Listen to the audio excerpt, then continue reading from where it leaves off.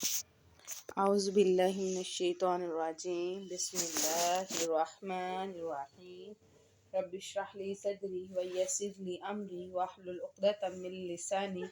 یفقہوا قولی اللہم فقہنا فی الدین رب یسر ولا تعسر وتمم بالخیر وبک نستعین رب زدنی علما رب زدنی علما رب زدنی علما۔ السلام علیکم ورحمۃ اللہ وبرکاتہ۔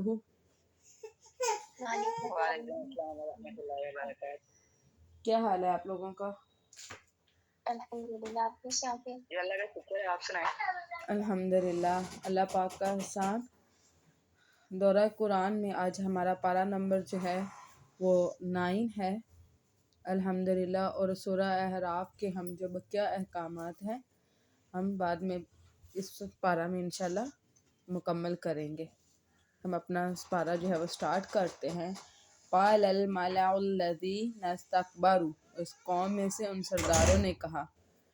جنہوں نے تکبر کیا، اے شعیب ہم تجھے اور ان لوگوں کو جو تمہارے ساتھ ایمان لائے ہیں ضرور برضرور اپنی بستی سے نکال دیں گے۔ یعنی ہم سیدنا شعیب علیہ السلام اور ان کی امت کی جو بات ہے وہ پڑھ رہے تھے، اور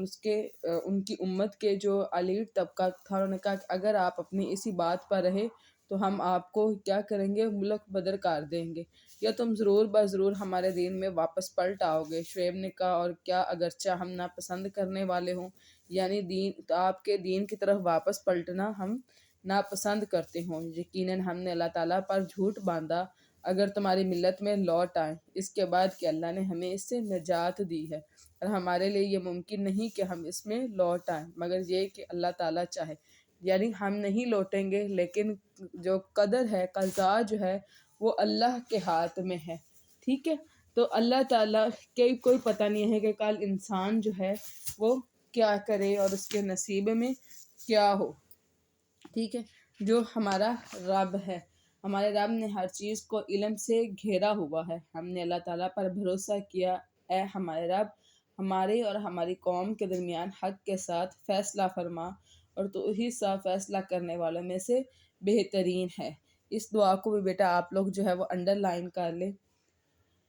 وقال الملأ الذین کفروا، اور اس کی قوم میں سے جن سرداروں نے کفر کیا تھا انہوں نے کہا یقیناً اگر تم شعیب کے پیچھے چلو گے تب یقیناً تم ضرور خسارہ اٹھانے والے ہو جاؤ گے، یعنی اگر تم نے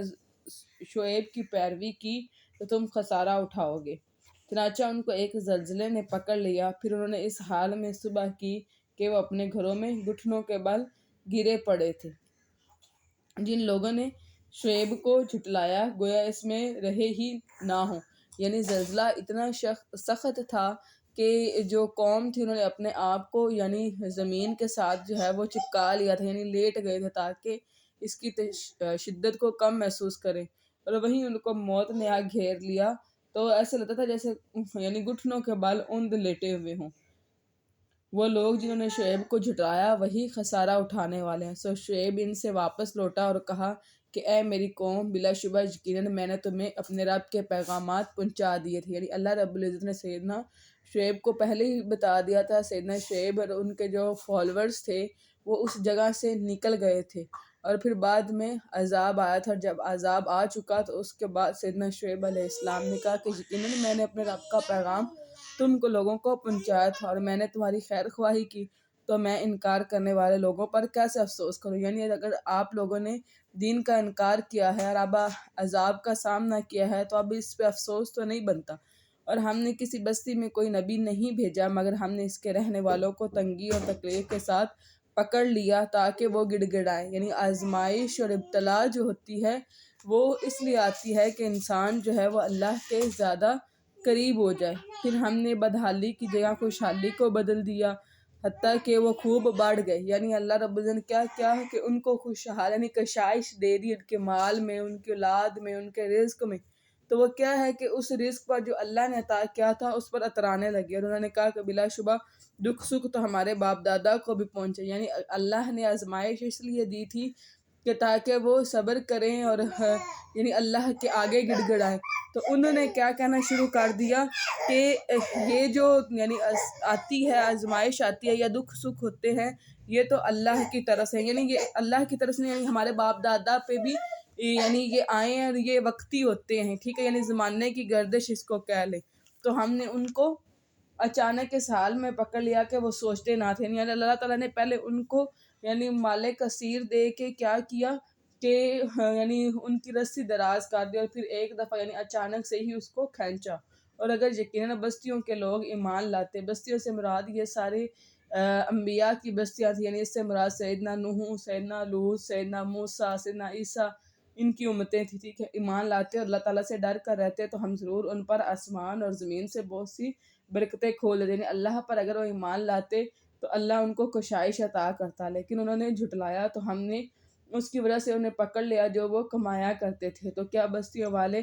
اس سے بے خوف ہو گئے ہیں کہ ہمارا عذاب ان پر رات کے وقت آ جائے اور وہ سوئے ہوئے ہوں، یعنی جب وہ خواب غفلت میں ہوں تو ان پر اچانک عذاب آ جائے، اور کیا بستیوں والے بے خوف ہو گئے کہ ان پر دن چڑھے ہمارا عذاب آ جائے اور وہ کھیل رہے ہوں۔ یعنی یہ دونوں چیزیں کس وقت کی غفلت کی ہے کہ کھیلتے وقت بھی انسان جو ہے ارد گرد کی چیزوں سے غافل ہو کر صرف کھیل میں جو ہے وہ محو ہوتا ہے، کیا پھر وہ اللہ تعالیٰ کی تدبیر سے بے خوف ہو گئے؟ تو اللہ تعالیٰ کی تدبیر سے بے خوف نہیں ہوتے مگر وہی لوگ جو خسارہ اٹھانے والے ہیں۔ اور کیا ان لوگوں کی جو پہلے باشندوں کے بعد زمین کے وارث بنتے ہیں اس بات نے رہنمائی نہیں کی کہ اگر ہم چاہیں تو انہیں ان کے گناہوں کی وجہ سے سزا دے، یعنی جو جان نشین ہیں ان کو نہیں پتہ کہ جو ان کے باپ دادا تھے ان کو اللہ کیسے لے گیا اور ان کو جان نشین بنایا ہے، یعنی اللہ کیسے گناہوں کی سزا دیتا ہے، اور ہم ان کے دلوں پر مہرے لگا دیں تو وہ سنے نہ۔ تِلْکَ الْقُرَىٰ نَقُصُّ عَلَيْكَ، یہ بستی ہیں جن کی کچھ حالات ہم آپ سے بیان کر رہے ہیں، اور بلا شبہ یقیناً ان کے رسول ان کے پاس واضح دلائل لے کر آئے ہیں، تو وہ ایسے نہیں تھے کہ وہ اس پر ایمان لاتے جس کو انہوں نے اس سے پہلے جھٹلا دیا۔ تو اس طرح اللہ تعالیٰ کافروں کے دلوں پر مہر لگا دیتا ہے، اور ہم نے ان میں سے اکثر کے لیے کوئی عہد نہیں پایا، اور بلا شبہ ہم ان میں سے اکثر کو نافرمان ہی پایا، یعنی یہ وہ لوگ ہیں جو اپنے عہد کی پاسداری نہیں کرتے۔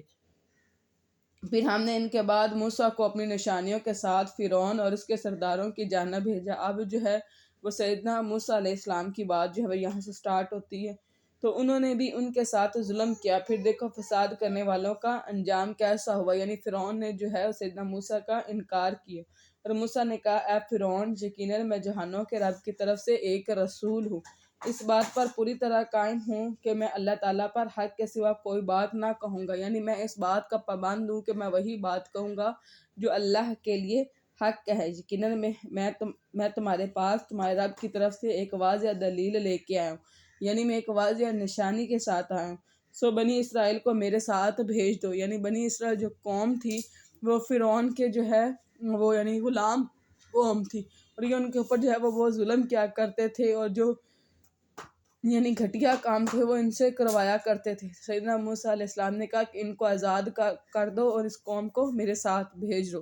فرعون نے کہا اگر تم کوئی نشانی لے کر آئے ہو تو وہ لے آؤ، اگر تم سچوں میں سے ہو۔ تو موسیٰ نے اپنی لاٹھی پھینکی تو اچانک وہ ایک ظاہر اژدہا تھی، اور اس نے اپنا ہاتھ نکالا تو اچانک وہ دیکھنے والوں کے لیے سفید چمکتا ہوا تھا، یعنی وہ ہاتھ ایسا تھا کہ وہ نور کی طرح چمکتا تھا، یعنی ایسا سفید نہیں تھا جیسے بعض اوقات یہ اسکن ڈیزیزز بھی ہوتی ہے نا جن میں جو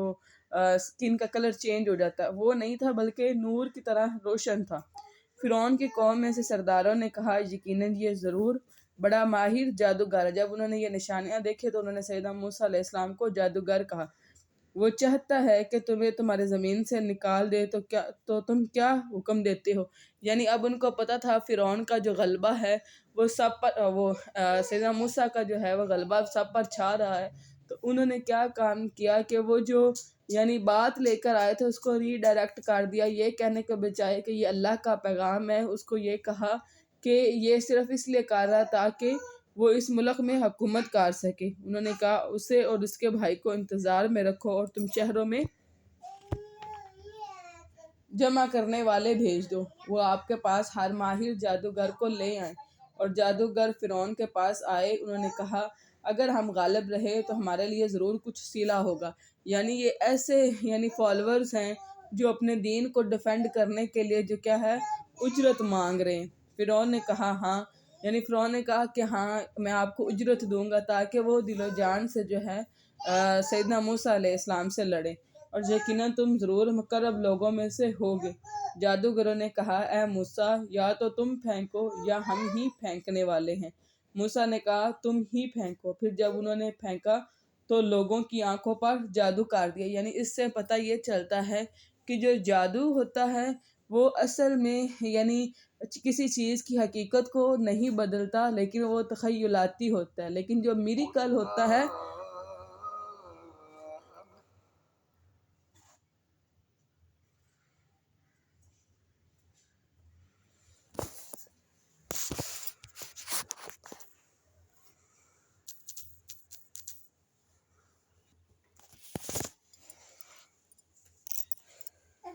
और जादूगर फ़िरौन के पास आए। उन्होंने कहा कि अगर हम गालिब रहे तो हमारे लिए ज़रूर कुछ सिला होगा। फ़िरौन ने कहा, हाँ, और यकीनन तुम ज़रूर मुकर्रब लोगों में से होगे। जादूगरों ने कहा, ए मूसा, या तो तुम फेंको या हम ही फेंकने वाले हैं। मूसा ने कहा, तुम ही फेंको। फिर जब उन्होंने फेंका तो लोगों की आंखों पर जादू कर दिया। यानी इससे मुराद ये है कि जो जादू जो होता है ना, वो असल में चीज़ की हकीकत को नहीं बदलता, लेकिन क्या है, तख़य्युल को बदलता है। यानी ये नज़र पर जादू करना होता है कि इंसान को कुछ और नज़र आए, ठीक है, और उन्हें दहशतज़दा कर दिया। यानी देखने वालों की नज़रों पर यह जादू किया गया था और वो बहुत बड़ा जादू ले आए। और हमने मूसा को वही की कि अपना आसा फेंक दो, तो अचानक वो निकलने लगा जो वो झूठ घड़ रहे थे। यानी जब सैयदना मूसा अलैहिस्सलाम मैदान में आए तो अल्लाह रब्बुल इज़्ज़त ने सैयदना मूसा अलैहिस्सलाम को वही की कि जो आपके दाएं हाथ में है इसको फेंक दें। तो जब उन्होंने फेंका, ये मिरेकल था और वो हकीकत में ही असलहा बन के उस जादू को ख़त्म करने लगा, यानी इसको निगलने लगा। सो हक साबित हो गया और जो कुछ वो कर रहे थे बातिल हो गया। तो इस मौके पर जादूगर मगलूब हो गए और जलील होकर वापस लौटे और जादूगर सजदे में गिरा दिए गए। यानी जादूगरों को पता था कि असल में जो सैयदना मूसा अलैहिस्सलाम के जो पास जो चीज़ है वो जादू नहीं है, बल्कि अल्लाह रब्बुल इज़्ज़त की तरफ से दिया गया मोजज़ा है। इसलिए वह अल्लाह के हुक्म से ही सजदों में गिरा दिए गए। उन्होंने कहा, हम जहानों के बादशाह पर ईमान लाते हैं जो मूसा और हारून का रब है। फ़िरौन ने कहा, तुम इससे पहले ही इस पर ईमान ले आए हो कि मैं तुम्हें इजाज़त दूँ। यानी वहाँ पे यानी जो सिस्टम था वो ये था कि कोई अपनी तरफ से किसी मज़हब को चुन नहीं सकता था, यानी गौर व फिक्र कर ही नहीं सकता था। अगर कोई यानी मज़हब अपना चेंज करना चाह भी रहा है तो क्या है कि पहले फ़िरौन से इजाज़त ले। इसलिए फ़िरौन ये कह रहा है कि इससे पहले कि मैं आप लोगों को इजाज़त देता, तुम लोग जो है वो अपने दीन को बदलने लगे हो। यकीनन ये तो एक साजिश है जो तुमने शहर में की है। यानी साजिश क्या है कि मूसा बड़ा जादूगर है और ये सारे उसके यानी शागिर्द हैं, ताकि तुम इसके बाशिंदों को यहाँ से निकाल सको। अब जो जिन लोगों के दिल चेंज हो रहे थे मूसा की तरफ, उनको फिर जो है वो वसवसे में डाल दिया कि मूसा तो इसलिए ये कर रहे हैं ताकि लोगों को यहाँ से निकाल सके। सो तुम बहुत जल्द ही जान लोगे। ला उक़त्ति अन्ना अयदियाकुम, मैं ज़रूर तुम्हारे हाथ और पाँव मुखालिफ सिमत से काट दूंगा, फिर सबको ज़रूर सूली दूंगा। उन्होंने कहा, यकीनन हम अपने रब की तरफ ही लौटने वाले हैं और तुम किसी और बात का हमसे इंतकाम नहीं लेते मगर ये कि जब हमारे रब की आयत हमारे सामने आई तो हम इन पर ईमान ले आए। यानी सिर्फ हमारे ईमान लाने की वजह से आप हमारे हाथ और पाँव जो है वो मुखालिफ सिमत में काटेंगे। ए हमारे रब, ये भी दुआ जो है बेटा आप ये अंडरलाइन कर लें, रब्बना अफ़रिग़ अलैना सब्रन व तवफ़्फ़ना मुस्लिमीन। तो उन्होंने उस वक़्त अपने रब से खालिस्तन दुआ की कि ए हमारे रब, हम पर सब्र उंडेल दे। यानी जब हमारे ऊपर ये सख्त तकलीफ़ आएगी कि हमारे हाथ और पाँव काटे जाएं और हमें जो है वो सूली पर लटकाया जाए, तो हमारे ऊपर जो है वो सब्र को उंडेल दे और हमें इस हालत में वफ़ा देना कि फरमा बरदारी जब हम मरने लगे तो हमें फरमा बरदारी की हालत में जो है वफ़ा देना। और कौम फ़िरौन के सरदारों ने कहा, क्या तू मूसा और इसके कौम को यूं ही छोड़ देगा कि वह ज़मीन में फ़साद फैलाएं और तुझे और तेरे माबूदों को छोड़ दे। यानी जो फ़िरौन था वो क्या कहता था, अपने आप को सूरज देवता का अवतार कहता था, इसलिए लोग जो है वो फ़िरौन की पूजा करते थे। फ़िरौन ने कहा, अनकरीब हम इनके बेटों को बुरी तरह कत्ल करेंगे। यानी ये दूसरी दफ़ा सज़ा थी। एक तो पहले जब यानी فرعون نے خواب دیکھا تھا، تب یہ رسم یعنی رواج پائی کہ بیٹوں کو قتل کر دیا جائے۔ اب دوسری دفعہ جو ہے یہ جو بیٹوں کو قتل کرنے والے یہ موسیٰ کے ساتھ مقابلے کے بعد یہ دوسری دفعہ جو ہے وہ حکم دیا گیا تھا دوبارہ پھر کہ ان کو بیٹوں کو بری طرح قتل کریں گے اور ان کی عورتوں کو زندہ رکھیں گے، اور ہم ان پر یقیناً قابو رکھنے والے، کیونکہ ایک عرصے سے وہ ان کے اوپر یعنی مالک تھے، تو وہ کہہ رہے تھے ابھی بھی ان کو یقین تھا کہ وہ اس کے اوپر جو ہے وہ قابو رکھیں گے۔ موسیٰ نے اپنی قوم سے کہا تم اللہ تعالیٰ سے مدد مانگو اور صبر کرو، یقیناً زمین اللہ تعالیٰ کی ہے، وہ اپنے بندوں میں سے جسے چاہتا ہے اس کا وارث بنا دیتا ہے، اور اچھا انجام متقیوں ہی کے لیے ہے۔ قالوا اوذینا من قبل، اور موسیٰ کی قوم نے کہا ہم تمہارے آنے سے پہلے بھی ستائے گئے، یعنی موسیٰ سے پہلے بھی ایسا ہوتا تھا کہ ہمارے بیٹوں کو قتل کر دیا جاتا تھا اور بیٹیاں زندہ رکھی جاتی تھی، اور تمہارے آنے کے بعد یعنی تم آ بھی گئے تو پھر بھی ہمیں وہی سزائیں دی جا رہی ہیں۔ موسیٰ نے کہا قریب ہے تمہارا رب تمہارے دشمن کو ہلاک کر دے اور تمہیں زمین میں جان نشین بنا دے،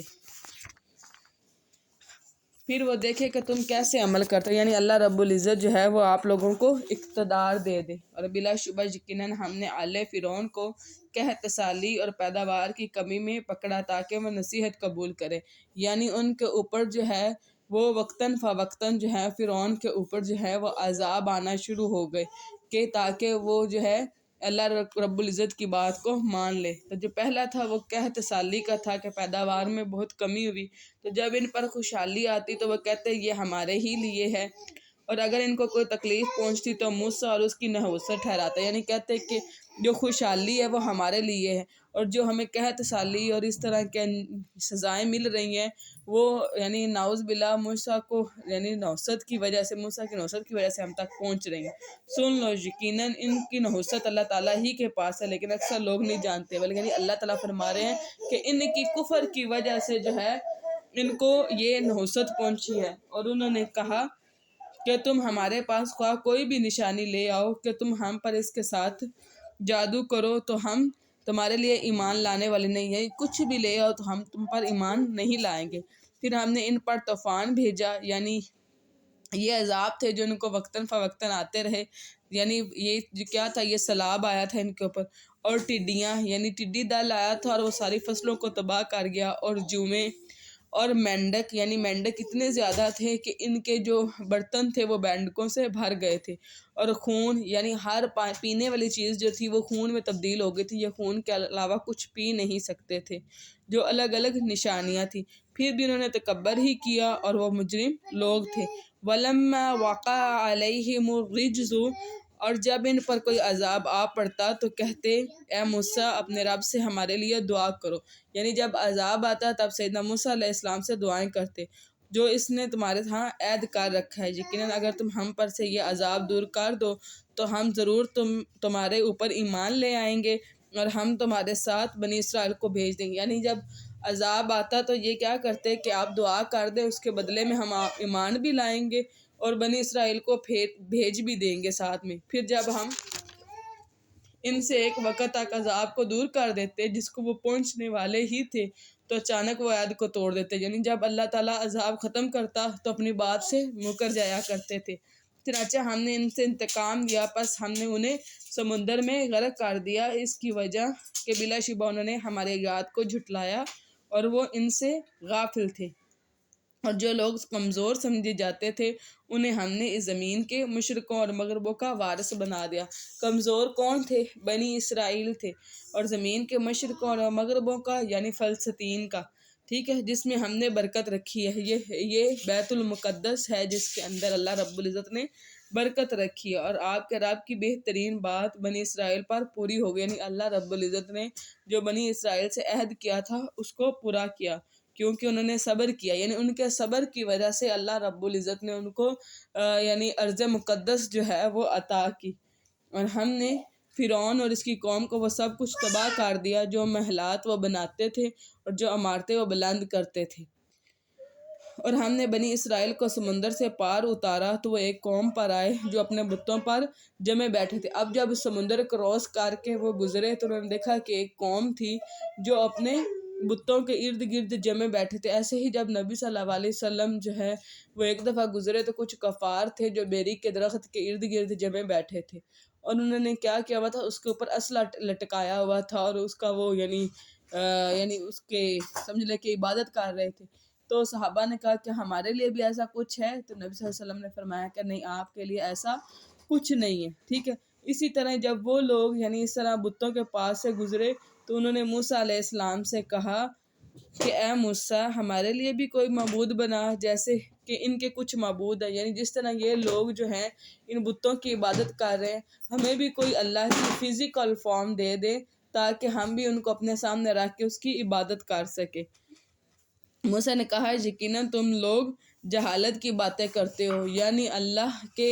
مقابلے میں ان بتوں کی یعنی تم سفارش کر رہے ہو، بلا شبہ برباد کیا جانے والا ہے وہ کام جس میں یہ لوگ مشغول ہیں، اور باطل ہے جو کچھ وہ کرتے چلے آ رہے ہیں۔ موسیٰ نے کہا کیا اللہ تعالیٰ کے سوا تمہارے لیے میں کوئی اور معبود تلاش کروں، یعنی اللہ کو چھوڑ کر کوئی اور معبود تمہارے لیے ڈھونڈوں، حالانکہ اس نے تمہیں جہنم پر فضیلت عطا کی، یعنی اللہ تعالیٰ نے تمہیں جہنم پر افضل بنایا ہے، وہ اس لیے کہ یہ انبیاء کی اولاد تھے، اور جب ہم نے آل فرعون سے تمہیں نجات دی تھی وہ تمہیں برا عذاب تھا۔ اب اللہ رب العزت جو ہے وہ اپنی نعمتیں جو ہیں وہ گنوا رہے ہیں، تمہارے بیٹوں کو بری طرح قتل کرتے اور تمہاری عورتوں کو زندہ رکھتے، اور اس میں تمہارے رب کی جانب سے بہت بڑی آزمائش تھی، اور ہم نے موسیٰ سے 30 راتوں کی میعاد مقرر کی، یعنی اللہ رب العزت نے اب جب ملک علیحدہ ہو گیا، قوم ساری علیحدہ ہوگی، تو اس کو چلانے کے لیے اللہ رب العزت نے سیدنا موسیٰ علیہ السلام کو شریعت عطا کرنی تھی، اس کے لیے اللہ رب العزت نے سیدنا موسیٰ علیہ السلام کو کوہ طور پر 30 راتوں کے لیے جو ہے وہ بلایا۔ اس کے رب کی میعاد مقرر ہم نے ان کو 10 راتوں سے پورا کیا، یعنی بلایا 30 کے لیے اور پھر ساتھ میں 10 جمع کر کے کل جو مقدار تھی وہ 40 کی تھی۔ اس کے رب کی مقررہ مدت 40 راتیں مکمل ہوگی، اور موسیٰ نے اپنے بھائی ہارون سے کہا، جب یعنی سیدنا موسیٰ اللہ کی طرف ملاقات کو جا رہے تھے، سیدنا ہارون علیہ السلام سے انہوں نے بات کی، تم میری قوم میں میری جان نشین رہو گے، یعنی میرے بعد تم میرے جان نشین ہو، اور اصلاح کرنا اور فساد کرنے والوں کے راستے کی پیروی نہ کرنا۔ جب موسیٰ ہمارے مقررہ کردہ وقت کے لیے آیا اور اس کے رب نے اس سے کلام کیا تو اس نے کہا، یعنی جب اس کے رب نے ان سے کلام کیا، اے میرے رب مجھے دکھا کہ میں تیری طرف دیکھوں، یعنی یہ کوئی گستاخی نہیں تھی دیکھنا، بلکہ کیا تھا،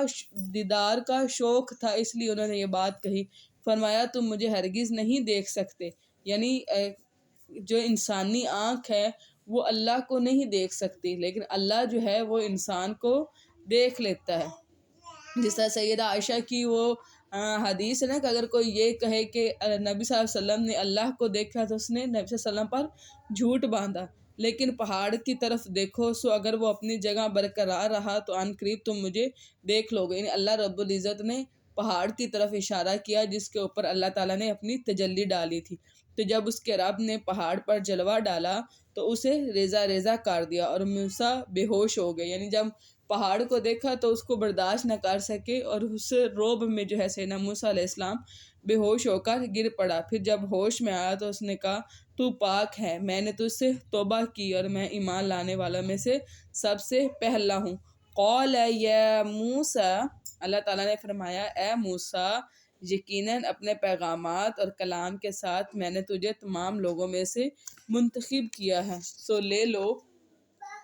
جو میں نے تمہیں دیا ہے اور شکر کرنے والوں میں سے ہو جاؤ، یعنی اللہ جو کتاب عطا کر رہے ہیں اس کو پکڑ لو، اور ہم نے تختیوں میں اس کے لیے ہر قسم کی نصیحت اور ہر چیز کی تفصیل لکھ دی۔ تختیاں جو ہے وہ الواح تھی، یعنی اس سے مراد تورات تھی جو تختیوں میں لکھی ہوئی ملی تھی، تو ان کو قوت سے پکڑو، یعنی اس کا مطلب یہ ہے کہ اس کے جو احکامات ہیں اس کو قوت سے پکڑو، اور اپنی قوم کو بھی حکم دو کہ وہ ان کی اچھی باتیں پکڑ رکھیں، جلدی ہی میں تمہیں نافرمان لوگوں کے گھر دکھاؤں، یعنی ایسے لوگ جو اللہ تعالیٰ کی احکامات کی پیروی نہیں کرتے ہوں گے۔ ان قریب میں اپنے یاد سے پھیر دوں گا ان لوگوں کو جو زمین میں ناحق بڑے بنتے ہیں، اور اگر وہ ہر قسم کی نشانی دیکھیں تو بھی ان پر وہ ایمان نہیں لائیں گے، اور اگر وہ بھلائی کا راستہ دیکھ لیں تو بھی اس کو اپنا راستہ نہ بنائیں، یعنی ہر طرح کی ہدایت وہ دیکھ بھی لیں تو وہ کیا کریں گے، اس کو اپنائیں گے نہیں، اور اگر وہ گمراہی کا راستہ دیکھ لیں اس کو راستہ بنا لیں، یعنی برائی کی طرف دیکھ کے برائی کی طرف لپکیں گے، لیکن اچھائی کو دیکھ کے اچھائی کی طرف نہیں لپکیں گے۔ یہ اس وجہ سے ہے کہ انہوں نے ہماری آیات کو جھٹلایا اور وہ ان سے غافل ہیں، یعنی ان کا قصور کیا تھا کہ وہ آیات کو جھٹلایا کرتے تھے، اور جن لوگوں نے ہمارے آیات کو اور آخرت کی ملاقات کو جھٹلایا ان کے اعمال ضائع ہو گئے، یعنی ان کے جو نیک اعمال ہیں وہ بھی خس و خاشاک ہیں، یعنی ان کا کوئی اجر نہیں ملے گا، انہیں وہی بدلہ دیا جائے گا جو وہ عمل کرتے تھے۔ وَاتَّخَذَ قَوْمُ مُوسَىٰ، اور موسیٰ کے بعد قوم موسیٰ نے اپنے زیوروں سے بچڑا بنایا۔ اب اس زیوروں کے بارے میں ڈیفرنٹ جو ہے وہ رائے ہیں، کہ کچھ تو لوگ کہتے ہیں کہ یہ قبطیوں کے زیور تھے، اور کچھ کہتے ہیں کہ یعنی ایسا تھا کہ قبطیوں کی لاشیں جب تہر کے سمندر پہ کے کنارے پہ آئی تو انہوں نے جو زیورات پہنے ہوئے تھے وہ انہوں نے اتار لیے تھے، اور کچھ کہتے تھے کہ یہ ان سے ادھار لے کر آئے ہوئے تھے، کچھ کہتے تھے کہ یہ ان کے اپنے زیور تھے، ٹھیک ہے۔ اب چونکہ وہ حالت سفر میں تھے تو وہ اتنا سامان جو ہے اس سے وہ بوجھل ہو رہے تھے، ٹھیک ہے، تو ان کے پیچھے جو ہے سامری ایک ماہر جادوگر تھا، وہ آیا اور اس نے ان سب سے وہ زیور اکٹھے کیے اور اس کو جلا کر ایک بچڑا بنا دیا، ٹھیک ہے، اور اس نے کیا کہا کہ اپنے زیوروں سے بچڑا بنایا، ایک جسم تھا جس میں گائے کی آواز تھی۔ اب یہ کیا تھا کہ اس کی دم میں بھی جو ہے وہ ایک سوراخ رکھا تھا، اور اس کے منہ میں بھی اس کے سوراخ رکھا تھا، تو جب ہوا اس کے اندر سے گزرتی تھی تو آواز جیسے ہم پھونکنی جو آگ جلانے کے لیے استعمال ہوتی ہے، اس کے اندر بھی پھونک مارے تو وہ ایک طرح کی آواز ہوتی نا، ایسی ہی آواز جو ہے وہ اس بچڑے سے بھی آتی تھی جب ہوا اس کے ساتھ آ کے ٹکرایا کرتی تھی۔ کیا انہوں نے دیکھا نہیں کہ وہ ان سے بولتا بھی نہیں، یعنی وہ جو گائے انہوں نے یعنی گائے بچڑا بنایا تھا وہ بولتا بھی نہیں تھا اور نہ وہ راستہ بتاتا تھا، یعنی ہدایت کے لیے کوئی راستہ بھی نہیں دکھاتا تھا، سو انہوں نے پکڑ لیا اور وہ تھے ہی ظالم، یعنی پہلے بھی ان کے دل میں خواہش تھی کہ وہ اس طرح اللہ کی کوئی فزیکل فارم ان کے سامنے ہو، تو جب سامری نے کہا کہ یہی تمہارا رب ہے جسے سے موسیٰ بات کرنے گئے ہیں، تو انہوں نے فوراً اس کو ایکسیپٹ کر لیا، اور جب وہ نادم ہوئے اور انہوں نے دیکھا کہ واقعتاً وہ گمراہ ہو گئے، یعنی جب سیدنا موسیٰ علیہ السلام نے ان کو بتایا کہ یہ غلطی پر تھے تو وہ اپنی غلطی پر نادم ہوئے، انہوں نے کہا اگر ہمارے رب نے ہم پر رحم نہ کیا اور نہ بخشا تو ہم ضرور خسارہ پانے والوں میں سے ہو جائیں گے، یعنی سیدنا موسیٰ علیہ السلام کے بتانے پر ان کو علم ہوا، اور پھر انہوں نے کیا کیا، اپنی توبہ کی، اللہ کے آگے دعا کی، اور جب موسیٰ غصے سے بھرے ہوئے افسوس کرتے ہوئے اپنی قوم کی طرف واپس آئے، یعنی جب سیدنا موسیٰ علیہ السلام کوہ طور سے واپس آئے تو ان کو جب دیکھا کہ ان کی قوم تو اس طرح گائے کی عبادت کر رہی ہے، تو وہ بڑے یعنی وہ ایک جلیل القدر نبی تھے، تو غصے کی وجہ سے وہ یعنی اپنے بھائی کی طرف آئے، کیونکہ انہوں نے اپنے پیچھے ان کو جانشین بنایا تھا، کیا تم نے اپنے رب کے حکم سے جلد بازی کی اور اس نے تختیاں پھینک دی، جس طرح ہم غصے سے بات کرتے ہوئے جو ہماری چیز ہاتھ میں ہوتی ہے ہم اس کو پھینک دیتے، اس طرح یعنی انہوں نے اس کو پھینکا اور اپنے بھائی سے کلام کرنے لگے اور اپنے بھائی کا سر پکڑ کر اپنی طرف کھینچنے لگے، یعنی انہوں نے اپنے بھائی سیدنا ہارون علیہ السلام کے سر کے بال اور داڑھی کے بالوں کو پکڑ کر اپنی طرف زور سے کھینچا، اور ہارون نے کہا اے میری ماں کے بیٹے، یعنی یہ اس وجہ سے یعنی وہ اپنا بھائی بھی کہہ سکتے لیکن انہوں نے کیا کہا، قال ابن اے میری ماں کے بیٹے، یعنی تاکہ ان کے اندر ماں کے ایلیمنٹ سے نرمی پیدا ہو کہ اے میرے ماں کے بیٹے، یقیناً قوم نے مجھے کمزور سمجھا، یعنی آپ کے جانے کے بعد میں ایک شخص رہ گیا تھا اور یہ پوری قوم تھی اور اس نے مجھے کمزور سمجھا اور قریب تھا کہ مجھے قتل ہی کر دیتے، یعنی یہ بات یعنی ان کے ذہنوں میں تھی کہ وہ مجھے قتل ہی کر دیتے ہیں، سو آپ دشمنوں کو مجھ پر خوش ہونے کا موقع نہ دیں، یعنی اس طرح میرے ساتھ بیہیو کر کے یہ جو امت کے لوگ ہیں ان کو میرے اوپر خوش ہونے کا موقع نہ دے اور مجھے ان ظالم لوگوں کے ساتھ شامل نہ کریں، یعنی جنہوں نے شرک کیا ہے مجھے ان کے ساتھ شامل نہ کریں، یعنی میں نے اپنی طرف سے کوشش کی تھی لیکن یہ پوری امت تھی جو یعنی پاور میں تھی۔ موسیٰ نے کہا اے میرے رب، مجھے اور میرے بھائی کو بخش دے اور ہم نے اپنی رحمت میں داخل کر لے، اور تو سب رحم کرنے والوں سے زیادہ رحم کرنے والا ہے۔ ان الذین اتخذوا العجل، یقیناً جن لوگوں نے بچڑے کو پکڑ لیا، ان قریب ان کے رب کا غضب پہنچے گا اور دنیا کی زندگی میں بھی ذلت پہنچے گی، یعنی جنہوں نے بچڑے کو معبود بنا لیا ہے ان کے لیے دنیا کی زندگی میں بھی ذلت ہے۔ کیسے کہ سیدنا موسیٰ کے دور میں بھی یہ لوگ جو ہے وہ یعنی جزیہ دیتے رہے، پھر اسلام کے دور پر بھی جزیہ دیتے رہے، اور پھر جو ہے یعنی 40 سال تک یہ ارض مقدس میں بھی داخل نہ ہو سکے، یعنی اس طرح یہ خوار ہی ہوتے رہے، اور ہم جھوٹ باندھنے والوں کو ایسے ہی بدلہ دیتے ہیں، اور جن لوگوں نے برے اعمال کیے پھر اس کے بعد انہوں نے توبہ کی اور وہ ایمان لے آئے، یقیناً آپ کا رب اس کے بعد بے حد بخشنے والا ہے۔ یعنی برے اعمال کے بعد اگر کوئی توبہ کر لیتا ہے تو اس کے جو پورے برے اعمال ہیں ان کے بارے میں پوچھ گچھ جو ہے وہ نہیں ہوگی۔ اور جب موسیٰ کا غصہ ٹھنڈا ہوا، یعنی جب وہ اپنی نارمل یعنی جو سچویشن یا کنڈیشن تھی اس میں آئے، تو اس نے وہ تختیاں اٹھا لی، یعنی اب وہ جو تختیاں پہلے پھینکی تھی ان کو اٹھا لیا، اور ان کی تحریر میں ان کے لیے ہدایت اور رحمت تھی، یعنی یہ تورات تھی جو ہدایت اور رحمت کا ذریعہ تھی، جو اپنے رب سے ڈرتے ہیں۔ اور موسیٰ نے اپنی قوم کے 70 آدمی ہمارے مقرر کردہ وقت کے لیے چنے، یعنی یہ قوم کے 70 معزز لوگ تھے جن کو چنا گیا تھا کہ جو بچڑا بنانے کی وجہ سے ہم سے غلطی ہوئی ہے اس کی اللہ تعالیٰ سے جا کر معافی مانگی جائے۔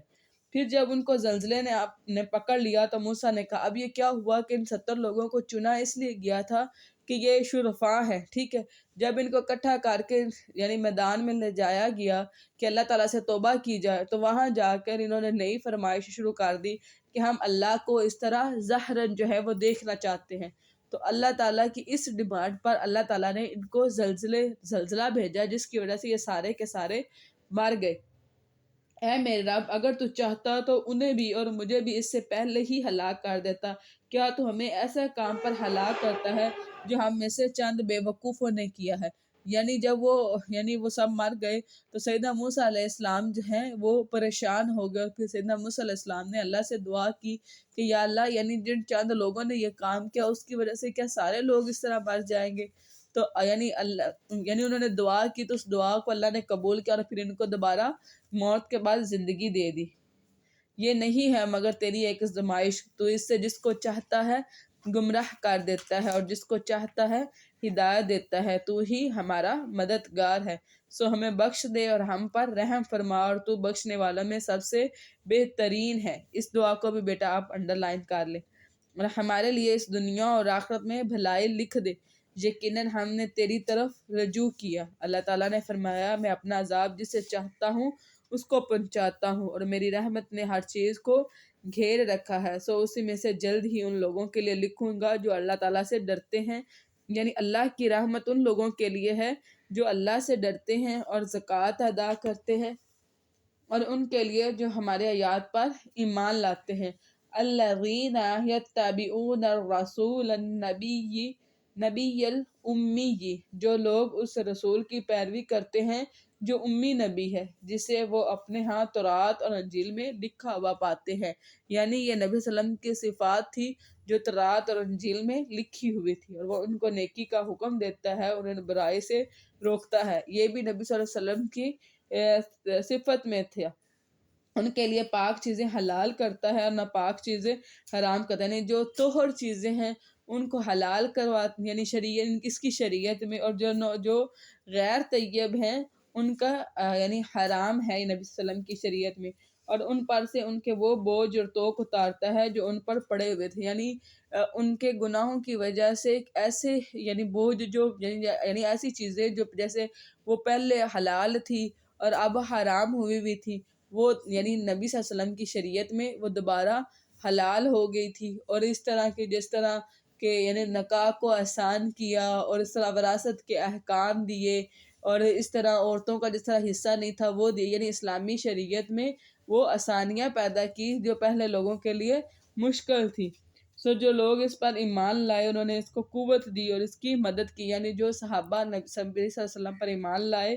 اس کے ذریعے جو ہے وہ نبی صلی اللہ علیہ وسلم کو قوت دی گی اور اس نور کی اتباع کی۔ یہاں نور سے مراد قرآن پاک ہے کہ اس قرآن کی ان صحابہ نے اتباع کی جو اس کے ساتھ نازل کیا گیا، یعنی جو نبی صلی اللہ علیہ وسلم کے اوپر نازل کیا گیا، وہی لوگ کامیاب ہونے والے ہیں۔ قل یا ایھا الناس، آپ کہہ دو اے لوگو، یقیناً میں تم سب کی طرف اللہ تعالیٰ کا رسول ہوں، وہ ذات جس کے لیے بادشاہت ہے تمام آسمانوں اور زمین کی، اس کے سوا کوئی معبود نہیں، وہی زندہ کرتا ہے اور وہی مارتا ہے، سو تم اللہ تعالیٰ اور اس کے رسول پر جو امی نبی ہیں مان لے. یعنی بعض لوگ جو ہیں وہ امی نبی کہتے ہوئے گھبراتے ہیں کہ یہ ایک طرح کی کمی نہیں ہے، بلکہ کمی نہیں ہے، یہ ایک طرح کی صفت ہے کہ جس کی وجہ سے بہت سارے لوگ جو ہیں وہ ایمان لے کر آئے تھے. یعنی اگر نبی صلی اللہ علیہ وسلم پڑھے لکھے ہوتے تو وہ لوگ یہ کہتے کہ نبی نے یہ کلام جو ہے وہ خود گھاڑ لیا ہے، جبکہ نبی صلی اللہ علیہ وسلم تو سرے سے اپنے دائیں ہاتھ سے لکھنا ہی نہیں جانتے تھے. اور جو اللہ تعالیٰ اور اس کی باتوں پر ایمان رکھتا ہے اور اس کی پیروی کرو تاکہ تم ہدایت پاؤ. اور موسیٰ کی قوم میں سے ایک گروہ ایسا بھی ہے جو حق کے ساتھ ہدایت کرتے ہیں اور اس کے ساتھ عدل کرتے ہیں. یعنی یہ وہ لوگ تھے جو اللہ کی طرف سے ہدایت پر تھے سیدنا موسیٰ کی قوم میں، اور ہم نے ان کو 12 قبیلوں میں تقسیم کر دیا. یعنی یہ سراہ سینا کا واقعہ ہے کہ جب یعنی وہاں پر کوئی نہیں، یہ تی کا واقعہ ہے کہ جب وہاں پر کوئی اس طرح پانی کا نظام موجود نہیں تھا تو اللہ رب العزت نے ان کو پانی عطا کیا تھا. یہ سیدنا یعقوب علیہ السلام جن کا نام اسرائیل تھا ان کی اولاد تھی، اور یہ 12 یعنی لوگ تھے. ٹھیک ہے، یعنی 12 بیٹے تھے، اس لیے 12 قبیلے بنے. ٹھیک ہے. اور جب موسیٰ کی قوم نے ان سے پانی مانگا، یعنی جب وہ تئی کے علاقے میں تھے تو موسیٰ کی قوم نے ان سے پانی مانگا تو ہم نے اس کو وہی کیا کہ پتھر پر اپنا عصا مارو. یعنی اللہ کے حکم سے اس عصا کو پتھر پر مارو گے تو اس سے 12 چشمے پھوٹ نکلیں گے. کیونکہ قبیلے 12 ہیں تو چشمے بھی 12 پھوٹیں گے تاکہ آپس میں کوئی جھگڑا نہ ہو. بلا شبہ سب لوگوں نے اپنے پانی پینے کی جگہ معلوم کر لی اور ہم نے ان پر بادلوں کا سایہ کیا. اب یہ کیا تھا کہ جب وہ سرائے سینا میں تھے تو تب وہاں پر کوئی اس طرح کا یعنی درخت نہیں تھے جو ان کے اوپر یعنی سائبان ہو رہے، ایک بہت بڑی تعداد تھی لوگوں کی. تو اللہ رب العزت کے اذن سے ایک سفید کلر کا بادل تھا جو سورج کے سامنے آ جاتا اور ان کے اوپر جو ہے وہ سایہ کرتا ہے. جہاں جہاں یہ لوگ جاتے وہ بادل ان کے اوپر رہتا اور ان کو کیا کرتا، ان کے اوپر سایہ کرتا اور ان پر من اور سلوہ اتارا. یعنی خوراک کا بڑا انتظام جو ہے، جس طرح اگر کچھ لوگوں نے پڑھا ہوا جیسے یہ پاکستان اور انڈیا کی جب سیپریشن ہوئی تو یہ خوراک کی قلت اور یہ بڑا کچھ یعنی جو ہے وہ آزمائشیں جو ہے وہ آئیں. تو اس طرح جب کہ ایک پوری قوم، ایک پورا ملک اپنا چھوڑ کر دوسری طرف یعنی شفٹ ہو رہی ہے اور آگے کوئی اس طرح ہے بھی نہیں جو میزبانی کر سکے، تو خوراک کی ترسیل ایک بہت بڑی ذمہ داری تھی. تو اللہ تعالیٰ نے من اور سلوہ اتارا. من ایک طرح کی جو ہے شہد کی طرح کا تھا جو یعنی پانی کے قطرے کی طرح وہ درختوں پر اترتا تھا، اور سلوہ جو ہے وہ آسمانی پرندہ تھا جو یعنی بھنا ہوا گوشت کی ایک سمجھ لیں کہ فارم تھی. اور نبی صلی اللہ علیہ وسلم کی حدیث ہے کہ جو کھمبی بھی ہے وہ من کی ایک قسم ہے اور اس کا جو پانی ہے وہ آنکھوں کے لیے شفا ہے. پاک چیزوں میں سے کھاؤ، یعنی اللہ نے جو چیزیں حلال کی ہیں جو طیب ہے اس میں سے کھاؤ جو ہم نے تمہیں دی ہیں. اور انہوں نے ہم پر ظلم نہیں کیا بلکہ اپنی جانوں پر ہی وہ ظلم کرتے. یعنی اللہ کے ساتھ بچھڑے کو یعنی شریک کر کے انہوں نے اللہ پر ظلم نہیں کیا بلکہ اپنی جانوں پر ظلم کیا. اور جب ان سے کہا گیا کہ تم اس بستی میں یعنی کاریہ سے یہاں پر مراز ارض مقدس ہے میں جا کر رہو اور اس میں سے کھاؤ جہاں سے بھی چاہو اور کہنا کہ ہمیں بخش دے. یعنی اللہ تعالیٰ نے یہ دعا سکھائی تھی کہ آپ نے جب اس بستی میں داخل ہونا ہے تو یہ کہنا ہے کہ ہمیں بخش دے، اور دروازے میں جھک کر یعنی داخل ہونا ہے. یعنی جو بستی کا مین دروازہ ہے وہاں سے سجدہ کرتے ہوئے اور عاجزی اور انکساری کے ساتھ جھکتے ہوئے ارض مقدس میں داخل ہونا ہے. تو ہم تمہاری خطائیں بخش دیں گے، ہم نیکی کرنے والوں کو عن قریب زیادہ دیتے ہیں. فَبَدَّلَ الَّذِينَ ظَلَمُوا تو جن لوگوں نے ان میں سے ظلم کیا انہوں نے بات کو اس کے خلاف سے بدل دیا. یعنی اصل میں جو لفظ تھا اس کو بدل دیا گیا. یعنی بخشش کی جگہ انہوں نے کیا کہا کہ ہمیں جو دانہ ہے وہ بالیوں کے اندر چاہیے. یعنی وہی فرمائشی پروگرام جو ان کا ایک عرصے سے چلتا آ رہا تھا. ٹھیک ہے. اور اس کے بعد سجدہ کرنے کے بجائے یہ کیا کرتے تھے، یعنی اپنی یعنی حفظ کی بال پر یعنی اس کی طرح یعنی الٹے جو ہے یہ گھسیٹتے ہوئے اپنے آپ کو جو ہے وہ بستی کے اندر داخل ہوئے. تو ہم نے ان کے اوپر آسمان سے عذاب بھیجا اس وجہ سے جو وہ ظلم کرتے تھے. اور آپ اس بستی کے بارے میں پوچھیں جو سمندر کے کنارے تھی۔ اب یہ بھی جو تھے وہ یہودی ہی تھے، یعنی یہودیوں کی ایک بستی تھی جو سمندر کے کنارے تھی، جس کا اللہ رب العزت نے نام نہیں بتایا اور نہ ہی ضروری ہے۔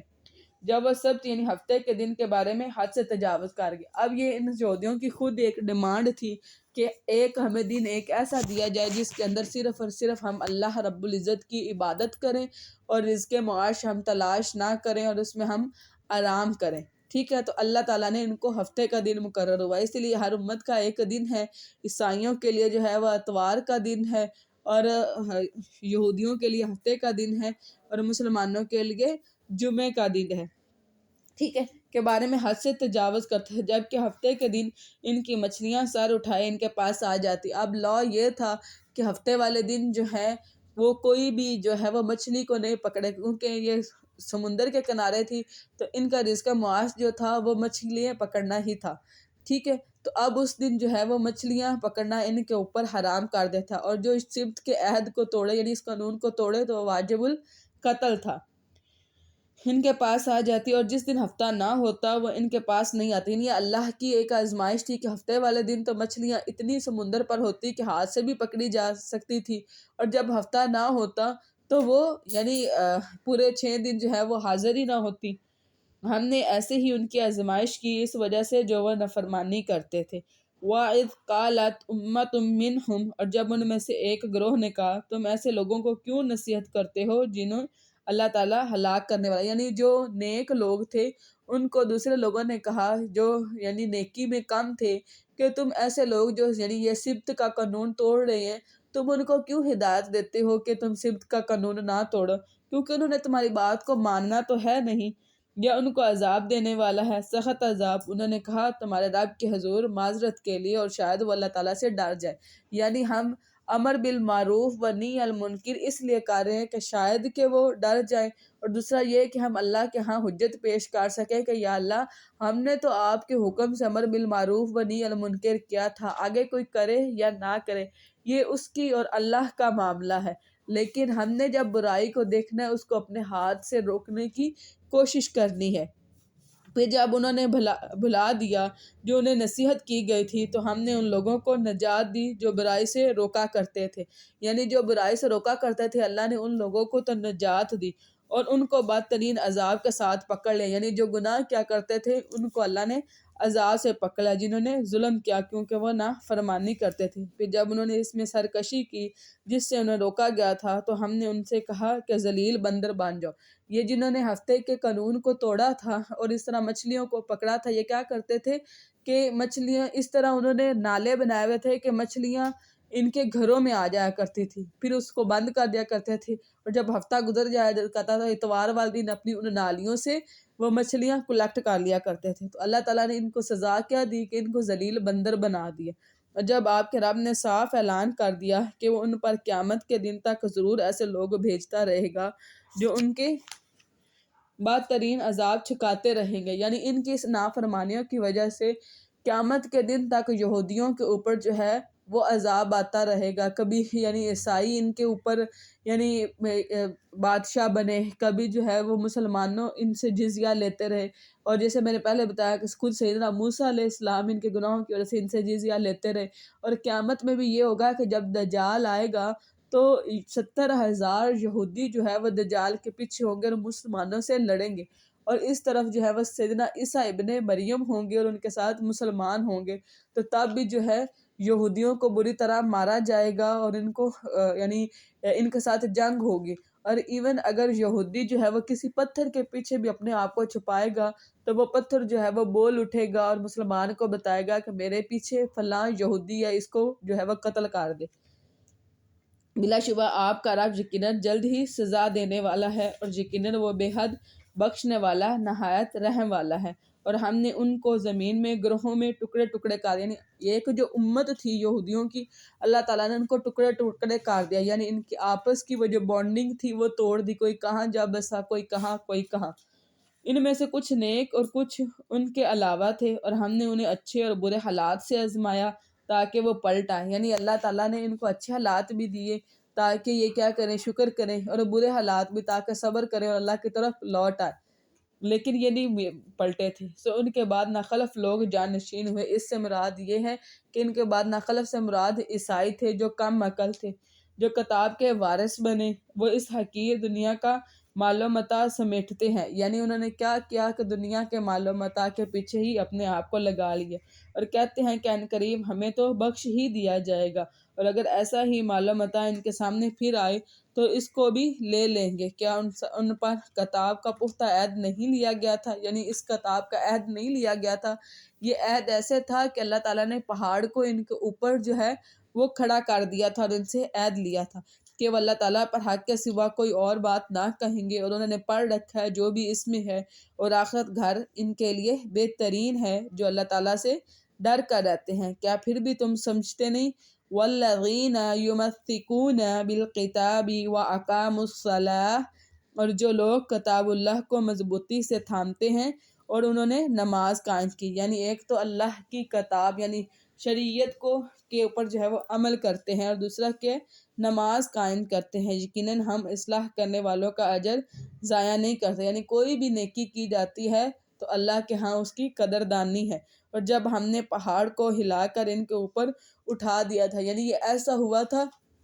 کہ یہ لوگ جو ہے وہ سیدنا موسیٰ علیہ السلام جو کوہ طور سے تورات کو یعنی تختیوں کو لے کے آئے تھے اس کو نہیں مان رہے تھے، تو اللہ تعالیٰ کے حکم سے جو پہاڑ ہے وہ زمین سے اٹھا، اور یعنی بادل کی طرح اڑتا ہوا ان کے سروں کے اوپر آ گیا، اور ان سے کہا گیا کہ بتاؤ اب مانو گے یا نہیں مانو گے؟ اگر مانو گے تو ٹھیک ہے، اور اگر نہیں مانو گے تو یہ ابھی پہاڑ آپ لوگوں کے اوپر جو ہے وہ گرے گا اور آپ کی ہڈی پسلی ایک کر دے گا۔ گویا کہ وہ سائبان ہو، انہوں نے یقین کر لیا کہ وہ ان پر واقعتاً ہی گرنے والا ہے۔ جو کچھ ہم نے تمہیں دیا ہے اسے قوت سے پکڑ لو، یعنی اس سے مراد تورات کے احکامات تھے، اور جو بھی اس میں ہے اسے یاد رکھو تاکہ تم بچ جاؤ، یعنی اس کے احکامات کو ذہن نشین کر لو۔ اور جب آپ کے رب نے اولاد آدم کی پشتوں سے ان کی اولاد کو نکالا، یہ یوم لست کا وعدہ ہے جس کے بارے میں اللہ تعالیٰ فرما رہے ہیں کہ جب اللہ تعالیٰ نے سیدنا آدم علیہ السلام کو بنایا تو ان کی پشت کے اوپر جو ہے وہ اپنا ہاتھ پھیرا، اور اس سے وہ سارے جرثومے جو ہیں وہ باہر نکالے، یعنی اس سے مراد وہ سپمز ہیں جن سے آگے پوری جو ہے وہ نسل کشی ہونی تھی، ٹھیک ہے، ان کو باہر نکالا اور ان سے پوچھا کہ ان کے اندر جان ڈالنے سے پوچھا کہ ان کے جانوں پر انہیں گواہ بنایا، کیا میں تمہارا رب نہیں ہوں؟ الست بربکم، اس لیے یہ لست سے ہی یوم لست کا جو ہے اس کو کہا جاتا ہے، اور اس کو وعدہ لست بھی کہتے ہیں۔ انہوں نے کہا کیوں نہیں، ہم نے گواہی دی، یعنی اس وقت انہوں نے گواہی دی، ایسا نہ ہو کہ تم قیامت کے دن کہو کہ ہم تو یقیناً اس سے غافل تھے۔ یعنی اب ہر انسان کی جینز کے اندر جس طرح کریکٹرسٹکس ہے نا کہ اس کی آنکھیں ایسی ہوں گی، اس کے بال ایسے ہوں گے، اس کا ناک ایسے ہوگا، اس کا قد اتنا ہوگا جو ماں یا باپ میں سے کسی پر جاتا ہے، ٹھیک ہے، اسی طرح جس طرح آپ کو پتہ ہے نا کہ ہر کے اندر ڈی این اے اور آر این اے سیلز کے اندر ہوتا ہے، ایسے ہمارے ہر سیل کے اندر جو ہے وہ اللہ رب العزت کی اطاعت لکھی ہوئی، جیسے کہ نبی صلی اللہ علیہ وسلم کی حدیث ہے نا کہ جب بچہ پیدا ہوتا ہے تو وہ دین فطرت پر ہوتا ہے، یعنی کس پر ہوتا ہے؟ اسلام پر ہوتا ہے، لیکن یہ اس کے ماں یا باپ ہوتے ہیں جو اس کو یہودی یا عیسائی بناتے ہیں، یعنی بعد میں جو ماں باپ کا دین ہوتا ہے بچے اس کو اختیار کرتے ہیں، لیکن جب بچہ پیدا ہوتا ہے اس وقت اس کے ہر ایک سیل کے اندر جو گواہی ہوتی ہے وہ اللہ کی توحید کی گواہی ہوتی ہے۔ یا تم کہو کہ اس سے پہلے ہمارے باپ دادا نے شرک کیا، یعنی یہ نہ ہو کہ تم کلیم کرو کہ ہمارے باپ دادا جو ہے وہ شرک پر تھے تو ہم ان کے بعد کی ایک نسل تھے، یعنی ہم تو ان کے بعد کے تھے، تو کیا تو ہمیں اس وجہ سے ہلاک کرے گا جو باطل پرستوں نے کیا؟ یعنی یہ کیا ہے کہ باپ دادا سے آگے یعنی ہم بھی ان کی نسل تھے تو ہم نے ان کی اطاعت کی اور اب ہمیں ہلاک کیا جائے، اور ہم آیات ایسے ہی تفصیل سے بیان کرتے ہیں تاکہ وہ رجوع کرے، اور انہیں آپ اس شخص کی خبر پڑھ کر سنائیں جسے ہم نے اپنی آیات عطا کی تو وہ ان سے صاف نکل گیا، پھر شیطان نے اس کو اپنے پیچھے لگا لیا تو وہ گمراہوں میں سے ہو گیا۔ اب یہ کیا تھا کہ یہ سیدنا موسیٰ علیہ السلام کی قوم کا ایک شخص تھا کہ جو بڑا زیادہ جو ہے وہ نیک دل تھا، ٹھیک ہے، پھر سیدنا موسیٰ علیہ السلام نے اس کو کسی دوسری قوم کی طرف دعوت کے لیے بھیجا، وہاں جب یہ گیا تو کیا ہوا کہ وہاں کا جو بادشاہ تھے اس نے اس کو کچھ جنگیریں وغیرہ دی، تو اس نے کیا کام کیا کہ موسیٰ کے دین کو چھوڑ کر اس یعنی بادشاہ کے دین پر آ گیا۔ اس لیے اللہ رب العزت فرما رہا ہے کہ جب اللہ تعالیٰ نے اس کو یعنی نور دیا، یعنی اپنی آیات دی، تو وہ اس سے صاف نکل گیا اور شیطان کے پیچھے چلنے لگا۔ وَلَوْ شِئْنَا لَرَفَعْنَاهُ، اور اگر ہم چاہتے تو اس کو ان آیات کے ذریعے بلند کر دیتے، مگر وہ تو زمین کی طرف جھک گیا۔ یعنی زمین کی طرف کیا ہے کہ یعنی اس کے زمین کی طرف یعنی اس کی فزیکل یا مٹیریلسٹک جسے ہم کہتے ہیں کہ وہ ہوگا کہ ہماری سارا جو رزق ہے وہ زمین سے ہی آتا ہے، تو وہ زمین کی طرف جو ہے وہ جھک گیا اور اپنی خواہشات کے پیچھے چل پڑا۔ تو اس کی مثال کتے جیسی ہے، یعنی ایسا شخص جو اللہ کے دین کو چھوڑ کر یعنی مٹیریلسٹک ہو جائے، تو اللہ تعالیٰ فرما رہا ہے کہ ایسے شخص کی مثال جو ہے وہ کتے کی طرح ہے۔ آج بھی ہم دیکھیں کہ ہماری کتنے فیصد ہمارے والدین ہیں جو یہ چاہتے ہیں کہ میرے بچے جو ہے وہ پہلے دین سیکھیں اور پھر دین کے تھرو جو ہے وہ رزق معاش جو ہے، یعنی دین کے تھرو سے مراد یہ ہے کہ جس بھی وہ فیلڈ میں جائے وہ دین کے ساتھ ایسوسیٹ ہو، ٹھیک ہے۔ لیکن وہ کیا کہتے ہیں کہ اس سے تو یعنی ہم اپنے ہمارے ہاں جو بچے لنگڑے ہیں، اپاہج ہیں، بول نہیں سکتے، یا اندھے ہیں، یا کند ذہن ہیں، یا کوئی فیل ہو گیا ہے، تو اس کو ہم مدرسے میں ڈال دیتے ہیں۔ اور جو ہمارے بریلینٹ بچے ہوتے ہیں ان کو کیا کرتے ہیں کہ ہم اس کو ڈاکٹر بنائیں گے، انجینئر بنائیں گے اور اس طرف لے کے جائیں گے۔ تو اللہ تعالیٰ یہ مثال بیان کر رہے ہیں کہ اس کی مثال کتے جیسی ہے، اگر آپ اس پر بوجھ ڈالیں تو زبان نکالتے ہانپتا ہے۔ یعنی اگر آپ کتے پر بوجھ ڈال بھی دیں تو کیا کرتا ہے کہ وہ زبان نکالے ہانپتا ہے، ٹھیک ہے، یعنی جیسے کتے ہانپتے ہیں ویسے۔ یا اسے چھوڑ دیں تو بھی وہ زکام، یعنی اگر آپ اس کو آزاد بھی چھوڑ دیں اور اس کے اوپر کوئی بوجھ نہیں ڈالا ہوا، پھر بھی وہ کیا کرے گا، وہ ہانپے گا ہی۔ یہ ان لوگوں کی مثال ہے جنہوں نے ہماری آیات کو جھٹلا دیا، لہٰذا آپ ان کو واقعات بیان کر دیں تاکہ وہ غور و فکر کریں۔ بری مثال ہے ان لوگوں کی جنہوں نے ہماری آیات کو جھٹلایا اور اپنی جانوں پر وہ ظلم کیا کرتے تھے۔ جسے اللہ تعالیٰ ہدایت دے دے سو وہی ہدایت پانے والا ہے، اور جسے وہ گمراہ کر دے سو وہی لوگ خسارہ پانے والے ہیں۔ وَلَقَدْ ذَرَأْنَا لِجَهَنَّمَ، اور بلا شبہ ہم نے جنوں اور انسانوں میں سے اکثر کو دوزخ کے لیے ہی پیدا کیا ہے۔ یعنی جب اللہ تعالیٰ نے جنوں اور انسانوں کو بنایا تو جس طرح میں نے آپ کو کہا نا کہ جرثومے نکالے، تو وہیں سے ہی اللہ رب العزت کو علم ہو چکا تھا کہ کون سا شخص جو ہے وہ اس کی جبلت جو ہے وہ خیر پر ہے، اور کون سا شخص جو ہے اس کی جبلت جو ہے وہ شر پر ہے، ٹھیک ہے۔ تو اللہ تعالیٰ نے فرمایا کہ جو شر پسند جن ہوں گے اور شر پسند انسان ہوں گے وہ دوزخ میں ہی ڈالے جائیں گے۔ ان کے لیے دل ہیں جن سے وہ سمجھتے نہیں، اور ان کے لیے آنکھیں ہیں جن سے وہ دیکھتے نہیں، اور ان کے لیے کان ہیں جن سے وہ سنتے نہیں۔ یعنی یہ کان ہے یعنی لیکن وہ اللہ کی آواز کو یعنی اللہ کی پکار کو یا اللہ کے دین کی باتوں کو نہیں سنتے۔ اسی طرح اللہ کی دلیل کو وہ دیکھتے نہیں ہیں، اللہ کی دلیل کو سمجھتے نہیں، اس کی نشانی کو اوپر غور و فکر نہیں کرتے۔ یہ لوگ جانوروں جیسے ہیں، جیسے جانور کے کان بھی ہوتے ہیں، آنکھیں بھی ہوتی ہیں، دل بھی ہوتا ہے، بلکہ ان سے بھی زیادہ گمراہ ہیں۔ اب ان سے بھی زیادہ گمراہ کیوں ہیں کہ جانور کی جو جبلت ہے وہ اپنی جبلت کے خلاف نہیں جاتا۔ اللہ تعالیٰ نے اس کو جو رسپانسبلٹیز دی ہیں وہ وہی کام کرتا ہے۔ یعنی جس طرح یعنی جانور کے ذمے اگر دودھ دینا ہے تو وہ دودھ دیتا ہے، لیکن انسان کی جبلت، انسان جو ہے وہ اپنی جبلت کے خلاف جاتا ہے کہ اللہ تعالیٰ نے اس کو دین فطرت پر پیدا کیا تھا، لیکن اس نے کیا کیا، اس کے اگینسٹ چلا گیا اور اللہ کا انکار کرنے لگا۔ اس لیے اللہ تعالیٰ فرما رہے ہیں کہ یہ لوگ جانوروں سے بھی زیادہ برے ہیں، یہی لوگ غافل ہیں، اور سب سے اچھا نام اللہ تعالیٰ ہی کے ہیں، سو اسے ان کے ساتھ پکارو۔ یعنی اللہ تعالیٰ کے 99 جو ہیں وہ صفاتی نام ہیں۔ اللہ تعالیٰ نے فرمایا کہ جو بھی ان کو یاد کر لے گا وہ جنت میں جائے گا۔ اس لیے اللہ رب العزت فرما رہا ہے کہ اللہ تعالیٰ کے نام اچھے نام ہیں، سو ان ناموں سے اسے پکارا کرو، یعنی دعا میں کوشش کیا کریں کہ اللہ کے ناموں سے جو ہے وہ یعنی دعا کیا کریں، اور اسپیشلی وہ نام ضرور لیا کریں جو آپ کی حاجت کے لیے ہوں، جیسے رحمان ہے یا رحیم ہے، ٹھیک ہے، اس طرح کے دعا نام۔ اور اسم اعظم جو ہے اللہ تعالیٰ نے نبی صلی اللہ علیہ وسلم کی حدیث ہے کہ جو اسم اعظم کے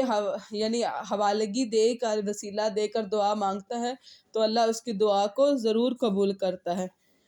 اور ان لوگوں کو چھوڑ دو جو اس کے ناموں کے بارے میں سیدھے راستے سے ہٹے ہوئے ہیں۔ اب یہ کیا تھا کہ یہ وہ کفار اور مشرک تھے جو اللہ کے ناموں سے الحاد کرتے تھے۔ یعنی اس سے کیا مراد تھا، جیسے اللہ کا نام ہے تو اللہ کے نام سے انہوں نے اپنے ایک بت کا نام لات رکھ لیا تھا، جیسے اللہ کا نام العزیز ہے تو اللہ کے العزیز سے انہوں نے اپنے بت کا نام عزا رکھ لیا تھا، ٹھیک ہے۔ تو اللہ رب العزت فرما رہے ہیں کہ جو اس کے ناموں کے بارے میں سیدھے راستے سے ہٹتے ہیں، ان قریب انہیں اس کا بدلہ دیا جائے گا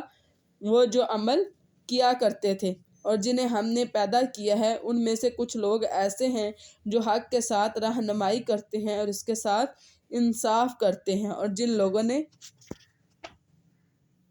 ہماری آیات کو جھٹلایا ہم ضرور انہیں آہستہ آہستہ کھینچ کر لے جائیں گے جہاں سے وہ نہیں جانتے۔ یعنی آہستہ آہستہ کس کی طرف وہ جا رہے ہیں؟ دوزخ کی طرف جا رہے ہیں، اور میں انہیں مہلت دوں گا، بلا شبہ میری تدبیر بہت مضبوط ہے۔ کیا بھلا انہوں نے کبھی غور و فکر نہیں کیا ان کے ساتھی پیغمبر میں کوئی جنون ہے؟ یعنی نبی صلی اللہ علیہ وسلم جو تمہارے اندر ہی موجود ہے بچپن سے لے کر اب تک، اور نبوت کے دعوے سے پہلے تم ان کو صادق اور امین کہتے تھے، اب اس کو غور سے دیکھو، کیا ان کے اندر کوئی جنون ہے؟ یعنی لگتا ہے کہ وہ نعوذ باللہ کہ وہ مجنون ہیں۔ جنون نہیں ہے، وہ تو بس صاف صاف ڈرانے والوں کے سوا کچھ بھی نہیں۔ یعنی وہ اللہ کی طرف سے بھیجے ہوئے ہیں جن کے ذمے یعنی نذیر ہیں کہ وہ ڈراتے ہیں۔ اور کیا انہوں نے کبھی نظر نہیں ڈالی آسمانوں اور زمین کی سلطنت میں اور ہر اس چیز پر جو اللہ تعالیٰ نے پیدا کی ہے، اور اس بات پر کہ شاید ان کا مقررہ وقت واقعتاً قریب آ چکا ہو۔ اب اس سے مراد ان کے موت کا وقت ہے۔ پھر اس قرآن کے بعد وہ کس بات پر ایمان لائیں گے؟ یعنی قرآن ان کے پاس آ گیا اور وہ ایمان نہیں لا رہے، تو اس کے بعد اب کس چیز پر جو ہے وہ ایمان لے کر آئیں گے؟ جس کو اللہ تعالیٰ گمراہ کر دے تو اس کو راستہ دکھانے والا کوئی نہیں، اور انہیں وہ ان کی سرکشی میں چھوڑ دیتا ہے کہ وہ بھٹکتے پھرے۔ یسألونک عن الساعہ، وہ آپ سے قیامت کے بارے میں پوچھتے ہیں کہ وہ اس کا قیام کب ہوگا۔ یعنی نبی سے آ کر قیامت کے بارے میں پوچھتے ہیں کہ اس کا قیام جو ہے وہ کب ہوگا۔ آپ کہہ دیں یقیناً اس کا علم میرے رب ہی کے پاس ہے، اس کے وقت اس کے سوا اسے کوئی ظاہر نہیں کرے گا۔ یعنی اللہ کے علاوہ کوئی نہیں جانتا کہ قیامت کب آئے گی، لیکن نبی صلی اللہ علیہ وسلم نے قیامت کی کچھ جو ہے وہ نشانیاں بتائی ہیں کہ جب اس طرح کی حالات آئیں گے تو اس کے بعد جو ہے وہ قیامت آئے گی۔ وہ حادثہ آسمانوں اور زمین میں بھاری ہے تو پر وہ اچانک ہی آ جائے گی۔ وہ آپ سے سوال کرتے ہیں گویا آپ اس کی پوری تحقیق کرنے والے، یعنی وہ اس کانفیڈنس میں آ کے سوال کرتے ہیں جیسے آپ تو یعنی اس کی پوری تحقیق کرنے والے ہیں، کیونکہ قیامت کا جو علم ہے وہ علم الغیب میں سے ہے، ٹھیک ہے، نہ فرشتوں کو خبر ہے اور نہ ہی نبی کو خبر ہے۔ آپ کہہ دیں بلا شبہ اس کا علم اللہ تعالیٰ ہی کے پاس ہے، لیکن اکثر لوگ نہیں جانتے۔ قیامت کی کچھ نشانیاں ہیں، جسے دابۃ الارض کا یہ ایک جانور ہوگا جو زمین سے نکلے گا، ٹھیک ہے، اور اسی طرح دجال کا آنا، اور اسی طرح دھوئیں کا آسمان پہ پھیلنا، اور اسی طرح ناچ گانا، اور یجوج ماجوج کا آنا، اور سیدنا عیسیٰ ابن مریم کا اس طرح نزول ہونا، اور سورج کا مغرب کی طرف سے نکلنا، زمین کا جو ہے وہ دھنسنا، ٹھیک ہے، اور اس طرح کی یعنی یہ ساری نشانیاں ہیں جو قیامت کے قریب جو ہے وہ واقعہ ہوں گی۔ آپ کہہ دیں میں اپنی جان کے لیے کسی نفع اور نقصان کا مالک نہیں، یعنی اللہ رب العزت نبی صلی اللہ علیہ وسلم سے فرما رہے ہیں کہ آپ ان لوگوں سے کہیں کہ میں اپنی جان کے اوپر کسی نفع یا نقصان کا مالک نہیں ہوں، مگر جو اللہ چاہے۔ اگر میں غیب جانتا ہوتا، یعنی اگر جیسے کہ لوگ کہتے ہیں کہ نبی صلی اللہ علیہ وسلم غیب جانتے ہوتے تھے، نبی صلی اللہ علیہ وسلم اتنا ہی غیب کا علم نبی کو پتا تھا جتنا اللہ کی طرف سے ان کو عطا کیا گیا تھا، ٹھیک ہے۔ اب اللہ تعالیٰ نبی صلی اللہ علیہ وسلم سے فرما رہے ہیں کہ آپ ان سے کہیں کہ اگر میں غیب جانتا ہوتا تو میں ضرور بھلائیوں میں سے بہت زیادہ حاصل کر لیتا، یعنی اگر مجھے غیب کا علم پتہ ہوتا تو میں ساری بھلائیاں جو ہے وہ اپنے لیے اکٹھی کر لیتا اور مجھے کوئی تکلیف نہ چھوتی، یعنی مجھے کوئی بھی آزمائش نہ، جیسے ایک انسان کو پتہ ہو کہ یہاں پہ اگر میں جاؤں گا تو مجھے کوئی چور یا ڈکیت یا ایکسیڈنٹ یا موت کچھ بھی واقعہ ہو سکتے تو وہ کبھی بھی وہاں نہ جائے۔ اس لیے نبی صلی اللہ علیہ وسلم فرما رہے ہیں تو میں کبھی بھی مجھے کوئی تکلیف نہ چھوتی اگر مجھے غیب کا علم ہوتا۔ نہیں ہوں میں مگر ایک ڈرانے والا۔ اب اللہ رب العزت کے حکم سے نبی صلی اللہ علیہ وسلم اپنا سٹیٹس جو ہے ان کے بارے میں بتا رہے ہیں کہ میں صرف ایک ڈرانے والا اور خوشخبری دینے والا ان لوگوں کے لیے جو ایمان لائے، یعنی جو اللہ پر ایمان لاتے ہیں، میں ان کے لیے ڈرانے والا اور خوشخبری دینے والا ہوں، اور اسی سے اس کا جوڑا بنا ہے۔ وہ اللہ تعالیٰ ہی ہے جس نے تمہیں ایک جان سے یعنی سیدنا آدم سے پیدا کیا، اور اس سے اس کا جوڑا یعنی سیدنا ہوا بنائی تاکہ وہ اس کی طرف سے سکون پائے۔ لِتَسْكُنُوهَا یعنی جو عورت اور مرد ہے وہ ایک دوسرے کے لیے کیا ہے؟ سکون کا ذریعہ ہے۔ پھر جب اس نے بیوی کو ڈھانپ لیا تو اس نے ایک ہلکا سا حمل جو ہے وہ اٹھا لیا، پھر وہ اس کو لے کر چلتی پھرتی رہی۔ ہلکا اس وجہ سے کہ وہ اتنا لائٹ ویٹ تھا کہ اس کو خود بھی نہیں پتا تھا کہ میرے اندر جو ہے وہ ایک جان پل رہی ہے۔ پھر جب وہ بوجھل ہو گئی، یعنی وہ اپنے سیکنڈ یا تھرڈ ٹرائمیسٹر کی طرف جو ہے وہ جانے لگی، تو ان لوگوں نے اللہ تعالیٰ سے اپنے رب سے دعا کی۔ اس دعا کو انڈر لائن کر لے، اگر تو نے ہمیں تندرست بچہ عطا کیا تو ہم ضرور شکر کرنے والوں میں سے ہوں گے۔ پھر جب اللہ تعالیٰ نے انہیں تندرست بچہ عطا کر دیا تو دونوں نے اس کے لیے اس میں شریک بنا لیے، یعنی جس طرح وہ نام رکھتے تھے پیرا دتا، ابھی بھی ہمارے یہ نام اس طرح کے رکھے جاتے ہیں، تو آپ اللہ دتا کیوں نہیں رکھتے؟ پیرا دتا کیوں رکھ رہے ہیں؟ دیا تو اللہ نے ہے، ٹھیک ہے۔ اسی طرح ہی وہ کیا کرتے تھے؟ عبد العزیٰ اس کا نام رکھتے تھے، اور عبد اللات، اس طرح یعنی اپنے شریکوں کے ناموں پہ نام رکھا کرتے جو اس نے ان کو عطا کیا تھا۔ پھر اللہ تعالیٰ ان سے بلند و برتر ہے جن کو وہ شریک بناتے ہیں۔ کیا وہ ان کو شریک بناتے ہیں جو کچھ بھی پیدا نہیں کر سکتے، اور وہ سب خود پیدا کیے جاتے ہیں؟ اور یعنی وہ خود یعنی وہ مخلوق کا تو وہ خالق کیسے ہو سکتے ہیں؟ اور نہ ان کی وہ مدد کر سکتے ہیں، اور نہ وہ خود اپنی مدد کر سکتے ہیں۔ ان کے اوپر ایک مکھی بھی بیٹھ جائے تو وہ اس کو ہٹا نہیں سکتے، اور اگر آپ انہیں ہدایت کی دعوت دیں تو وہ آپ کے پیچھے نہ چلیں گے، تم پر برابر ہے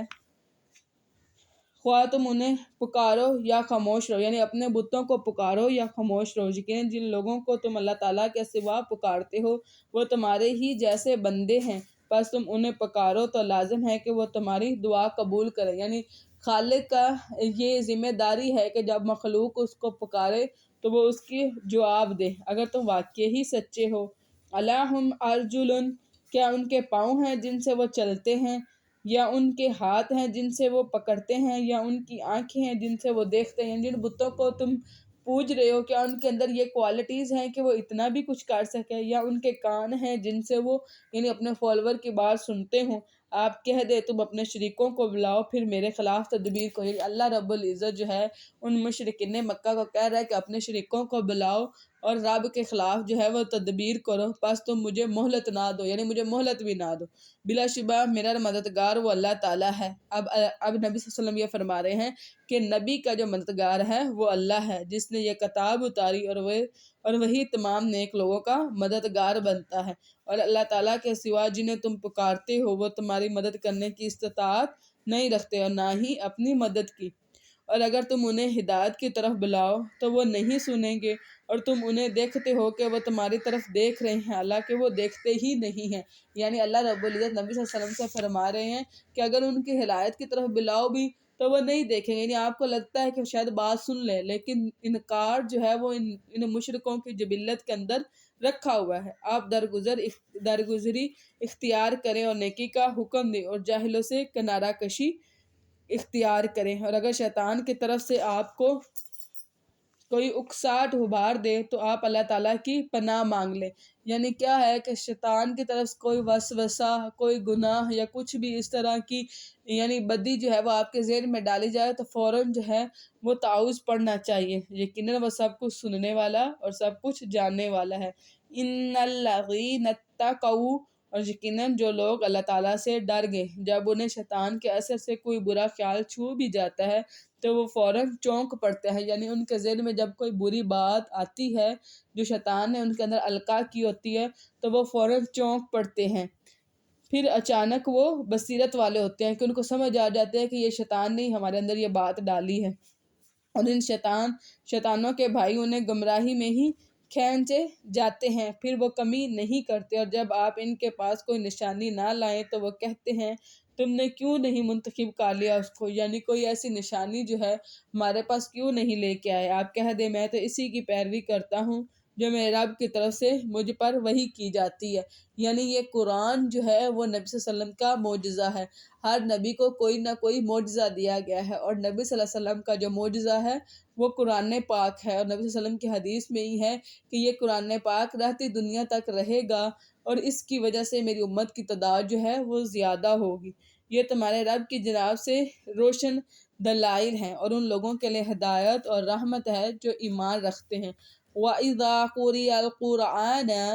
اور جب قرآن پڑھا جائے تو اسے توجہ سے سنو اور خاموش رہو تاکہ تم پر رحم کیا جائے، اور آپ اپنے رب کو اپنے دل میں عاجزی اور خوف سے اور بلند آواز کے بغیر الفاظ سے صبح شام یاد کیا کرو، اور غافلوں میں سے نہ ہو جاؤ۔ بلا شبہ جو فرشتے آپ کے رب کے پاس ہیں وہ اس کی عبادت سے تکبر نہیں کرتے، اور وہ اس کی تسبیح بیان کرتے ہیں اور اسی کو سجدہ کرتے ہیں۔ یہ آیت سجدہ تلاوت کی گئی ہے، آپ سب لوگوں نے جو ہے وہ سجدہ دینا ہے۔ جب آیت سجدہ جو ہے وہ تلاوت کی جاتی ہے اور مومنین جو ہے وہ سجدہ کرتے ہیں تو شیطان ان سے دور ہو جاتا ہے اور ایک جگہ پر جا کر رونے لگ جاتا ہے، اور کہتا ہے کہ دیکھو اس کو سجدے کا حکم ہوا اور اس نے سجدہ کیا اور اب اس کے لیے جنت ہے، مجھے سجدے کا حکم ہوا اور میں نے انکار کیا اور اب میرے لیے جہنم ہے۔ یہاں پر ہماری سورہ اعراف جو ہے وہ الحمدللہ مکمل ہوتی ہے۔ ہم سورہ انفال جو ہے وہ یہاں سے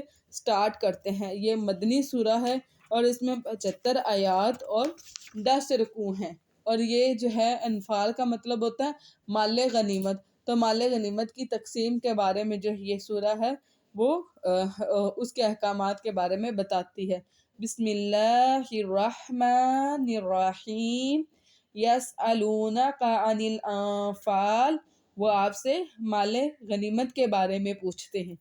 قل الانفال للہ، آپ کہہ دیں کہ غنیمتیں اللہ تعالیٰ کی اور اس کے رسول کی ہیں، یعنی جتنا بھی مال غنیمت ہے وہ اللہ اور اس کے رسول کا ہے، سو تم اللہ تعالیٰ سے ڈرو اور اپنے آپس کے تعلقات کی اصلاح کرو، یعنی اس کے بارے میں جو ہے وہ اللہ تعالیٰ سے ڈرتے رہو، اور جو آپس کے تعلقات ہیں وہ صلح پہ جو ہے وہ قائم ہو، اللہ تعالیٰ اور اس کے رسول کی اطاعت کرو اگر تم مومن ہو۔ بلا شبہ مومن وہی ہے کہ جب اللہ تعالیٰ کا ذکر کیا جائے تو ان کے دل لرز جاتے ہیں۔ واجلات جو لفظ ہے وہ وجل سے نکلا، اور اس کا مطلب یہ ہے کہ جس طرح ہمارے وہ رونکڑے ایک دم سے کھڑے ہو جاتے ہیں نا، تو وہ والے ہیں، ٹھیک ہے۔ اس وقت دعائیں بھی کرنی چاہیے اور اپنے رب سے بخشش بھی مانگنی چاہیے، اور جب اللہ تعالیٰ کی آیات ان کو پڑھ کر سنائی جاتی ہیں وہ ان کو ایمان میں بڑھا دیتی ہیں اور اپنے رب پر اعتماد کرتے ہیں۔ وہ لوگ جو نماز قائم کرتے ہیں اور جو ہم نے انہیں دیا ہے اس میں سے خرچ کرتے ہیں،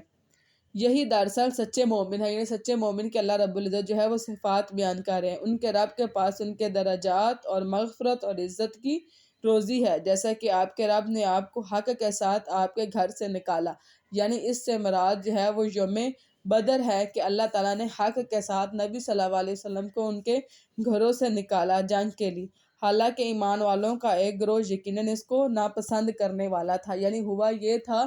کہ یعنی یہ ایک قافلہ تھا جو آ رہا تھا اور جس میں بہت مال غنیمت یعنی بہت زیادہ مال تھا، ٹھیک ہے۔ اس کی پیروی جو ہے وہ ابو سفیان کر رہا تھا، تو اس یعنی وہ راستہ جو تھا وہ مدینے سے جو ہے وہ ہو کر جو ہے وہ گزرتا تھا، تو ان کو لگا کہ مدینہ والے ہمارے اوپر حملہ کریں گے، تو انہوں نے کیا کیا مکہ کی طرف جو ہے وہ بھیج دیا کہ ہمیں جو ہے وہ مدینہ والوں سے بچایا جائے۔ تو مکہ والے جو ہیں وہ یعنی جنگ کی صورت میں بدر کی طرف جو ہے وہ نکل پڑے، جس میں سارے رئیس اور سارے بادشاہ جو ہے وہ مکہ کے وہ موجود تھے، ٹھیک ہے۔ ادھر نبی صلی اللہ علیہ وسلم کو اطلاع دی گئی اور اب ان کے پاس دو آپشن تھے کہ یا تو جنگ کی جائے یا پھر یہ ہے کہ جو قافلہ آ رہا ہے اس کے اوپر جو ہے وہ حملہ کیا جائے۔ اب کچھ صحابہ جو ہے وہ یہ چاہتے تھے کہ قافلے پر حملہ کیا جائے، کیونکہ قافلہ ایک تو تعداد میں چھوٹا ہے اور اس کے ساتھ جو ہے وہ مال بھی ہے، ٹھیک ہے، اور جنگ اگر کرتے ہیں تو یعنی ہماری اپنی جانوں کو بھی خطرہ ہے، لیکن نبی صلی اللہ علیہ وسلم یہ چاہتے تھے کہ وہ یعنی جو جنگ کرنے کے لیے آ رہے ہیں ان کے ساتھ جنگ کی جائے۔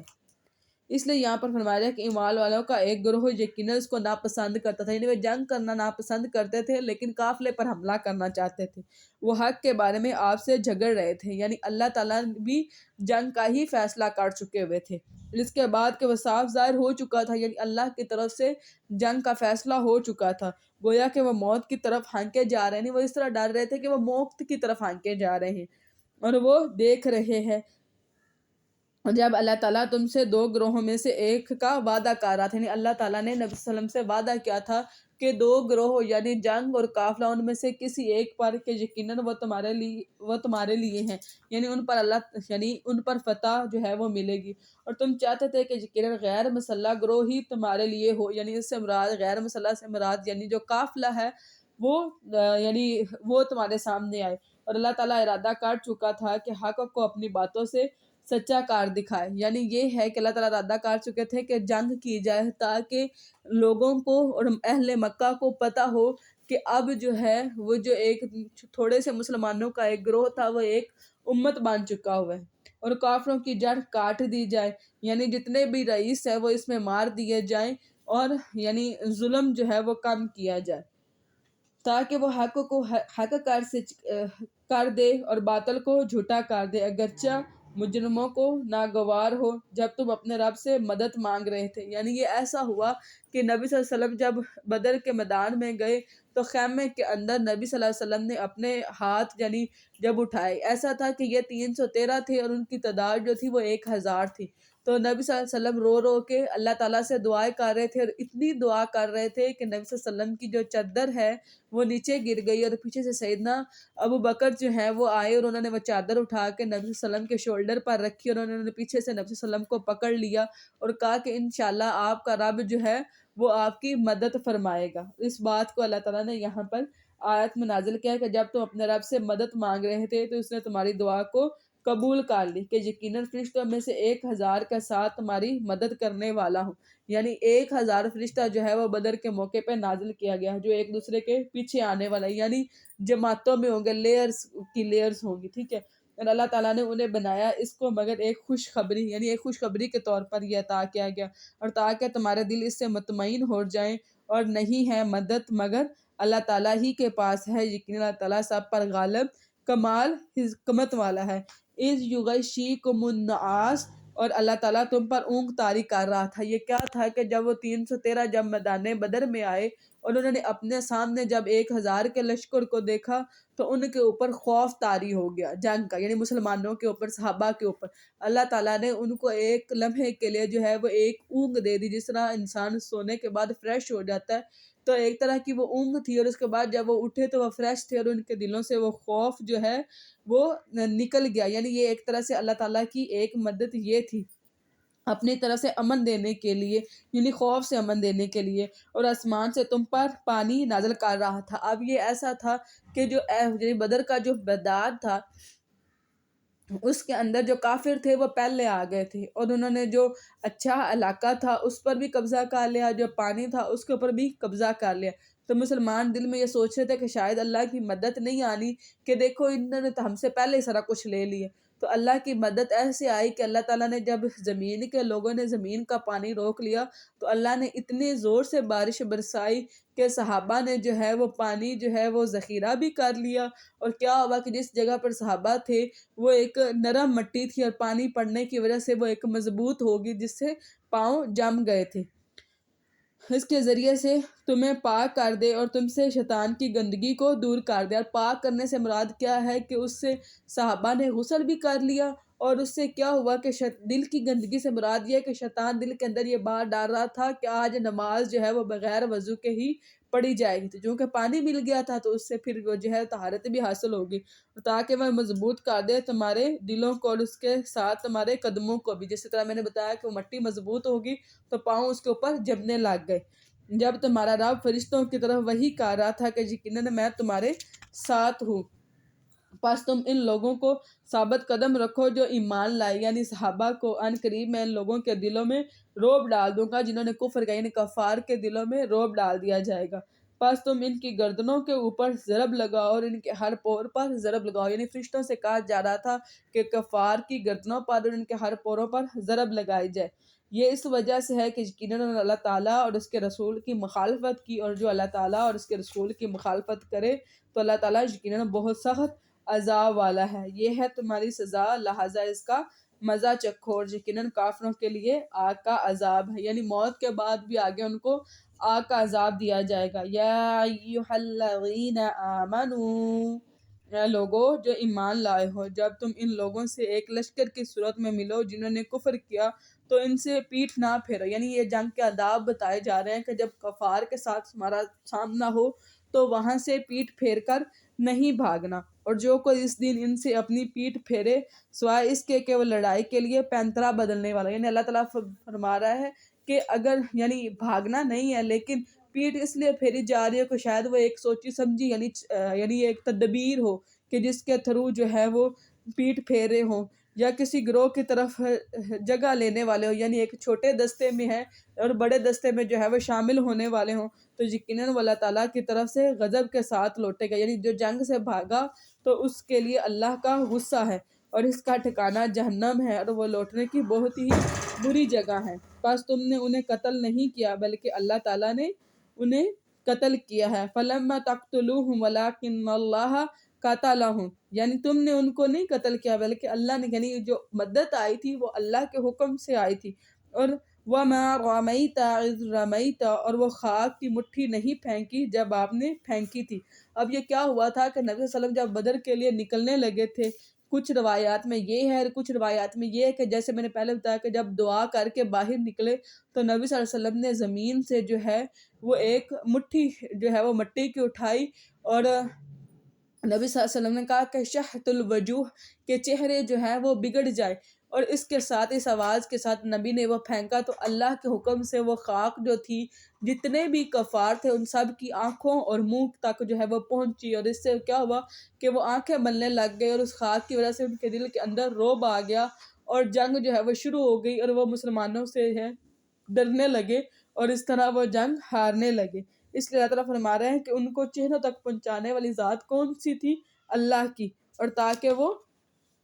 ایمان والوں کو اچھے انعام سے نوازے، یقیناً اللہ تعالیٰ سب کچھ سننے والا، سب کچھ جاننے والا ہے۔ یہ تھی حکمت، اور بلا شبہ اللہ تعالیٰ کافروں کی خفیہ تدبیر کو کمزور کرنے والا ہے۔ اگر تم فیصلہ چاہتے ہو تو یقیناً فیصلہ تمہارے پاس آ چکا، اور اگر تم باز آ جاؤ تو یہی تمہارے لیے بہتر ہے، اور اگر تم دوبارہ کرو گے تو ہم بھی دوبارہ کریں گے، یعنی یہ کفار کے لیے ہے کہ اگر تم جنگ سے باز آ جاؤ تو ہم بھی باز رہیں گے، لیکن اگر تم نے دوبارہ جنگ کی کوشش کی تو تمہارے ساتھ یہی سلوک ہوگا جو پہلے ہوا ہے، تو ہم بھی دوبارہ ایسا ہی کریں گے، اور تمہارا گروہ تمہارے ہرگز کسی کام نہ آئے گا گرچہ وہ بہت زیادہ ہو، اور یقیناً اللہ تعالیٰ ایمان والوں کے ساتھ ہے۔ یا ایھا الذین آمنوا، اے لوگو جو ایمان لائے ہو، اطیعوا اللہ و رسولہ، اور اللہ اور اس کے رسول کی اطاعت کرو، یعنی یہ ایسا تھا کہ ایک صحابی جو ہے وہ نماز پڑھ رہے تھے، نبی صلی اللہ علیہ وسلم نے انہیں بلایا تو وہ نماز ہی پڑھتے تھے، جب انہوں نے نماز مکمل کی تو نبی صلی اللہ علیہ وسلم نے ان کو بلایا کہ میں نے آپ کو کہا تھا، آپ کی طرح آپ کو آواز لگائی تھی تو آپ یعنی مجھے جواب کیوں نہیں دیا؟ انہوں نے کہا یا رسول اللہ میں نماز پڑھ رہا تھا۔ نبی صلی اللہ علیہ وسلم نے فرمایا کیا تم نے یہ نہیں سنا کہ اطیعوا اللہ و اطیعوا الرسول، اللہ اور اس کے رسول کی اطاعت کرو، یعنی اس سے مطلب یہ ہے کہ اگر انسان نماز بھی پڑھ رہا ہو اور نبی صلی اللہ علیہ وسلم پکاریں تو نماز کو چھوڑ کر نبی کی پکار کا جواب دینا ہے، اور اس سے منہ نہ موڑو جب کہ تم سنتے ہو، اور تم ان لوگوں کی طرح نہ ہو جاؤ جنہوں نے کہا کہ ہم نے سنا حالانکہ وہ نہیں سنتے۔ یقیناً اللہ تعالیٰ کے نزدیک بدترین جانور بہرے گونگے لوگ ہیں جو سمجھتے نہیں ہیں، یعنی اللہ تعالیٰ نے ان کو جانور کہا ہے، اور اگر اللہ تعالیٰ ان میں کوئی بھلائی جانتا تو وہ ضرور انہیں سنواتا، اور اگر وہ انہیں سنوا دیتا تو بھی وہ ضرور منہ پھیر جاتے، اس حال میں کہ وہ بے رخی کرنے والے ہوتے۔ اے لوگو جو ایمان لائے ہو، اللہ تعالیٰ اور رسول کی دعوت قبول کر لو جب رسول تمہیں اس کے لیے بلائے جو تمہیں زندگی بخشتا ہے، اور جان لو کہ یقیناً اللہ تعالیٰ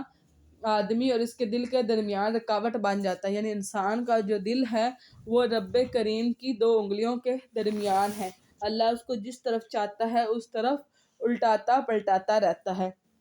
اور یقیناً اسی کی طرف تم جمع کیے جاؤ گے، اور اس فتنے سے بچ جاؤ جو لازماً ان لوگوں کو خاص طور پر نہیں پہنچے گا جنہوں نے تم میں سے ظلم کیا، یعنی یہ नीचे उतर के लेट इधर आ।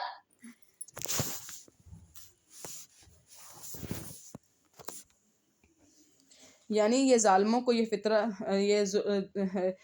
फितना जो है वो पहुंचेगा। और जान लो अल्लाह ताला यकीनन बहुत सख्त सज़ा वाला है। और याद करो जब तुम बहुत थोड़े थे, ज़मीन में नहायत कमज़ोर समझे जाते थे, तुम डरते थे कि लोग तुम्हें उचक कर ले जाएंगे, तो अल्लाह ताला ने तुम्हें जगह दी यानी मदीना की जगह, और अपनी मदद से तुम्हें कुव्वत दी यानी फरिश्तों के ज़रिए मदद की, और तुम्हें पाक चीज़ों में से रिज़्क दिया यानी इससे मुराद माले गनीमत है, ताकि तुम शुक्र अदा करो। ए लोगो जो ईमान लाए हो, तुम अल्लाह ताला और रसूल की ख़यानत ना करो, और अपनी इमानतों में भी, यानी अल्लाह और रसूल की ख़यानत से मुराद यह है कि अल्लाह के अहकामात में यानी कुरान में, और रसूल की ख़यानत से मुराद यानी सुन्नत में है, ठीक है। और अपनी अमानतों में भी ख़यानत ना करो, यानी एक दूसरे को जो तुम अमानतें देते हो हालांकि तुम जानते हो। और जान लो तुम्हारे अमवाल और तुम्हारी औलाद वाक़ितन ही आजमाइश हैं, और यकीन अल्लाह ताला के पास बहुत बड़ा अजर है। या अय्युहल्लज़ीना आमनू, ए लोगो जो ईमान लाए हो,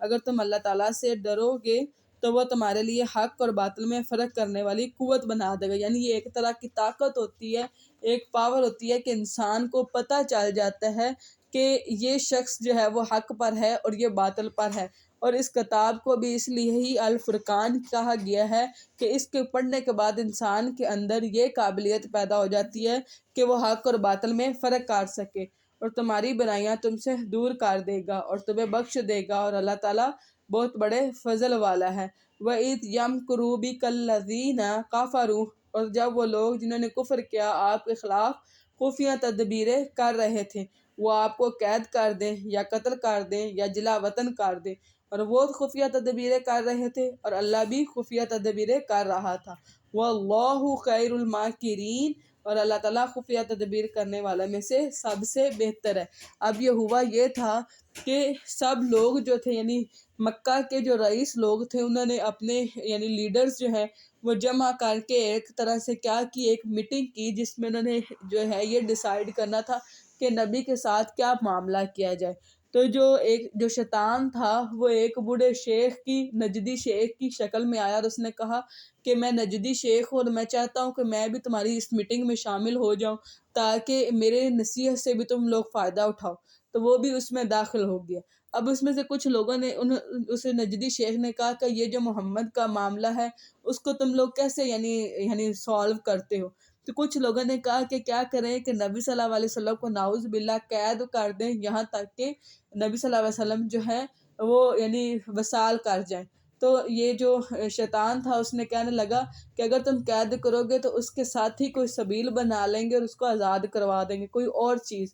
तो फिर कुछ लोगों ने कहा कि ऐसा करें कि इसको जिला वक्तन कर दें। तो इस शेख ने कहा कि तुम उसकी ज़बान को नहीं देखते कि वो किस कदर यानी शीरी ज़बां है, कि वो ऐसा करेगा कि यानी दूसरों लोगों पर इस इस्लाम को पेश करेगा और वो बुलंद होंगे और वो फिर तुम्हारे ऊपर हमला करेंगे और इस मुल्क को भी ले जाएंगे तुमसे,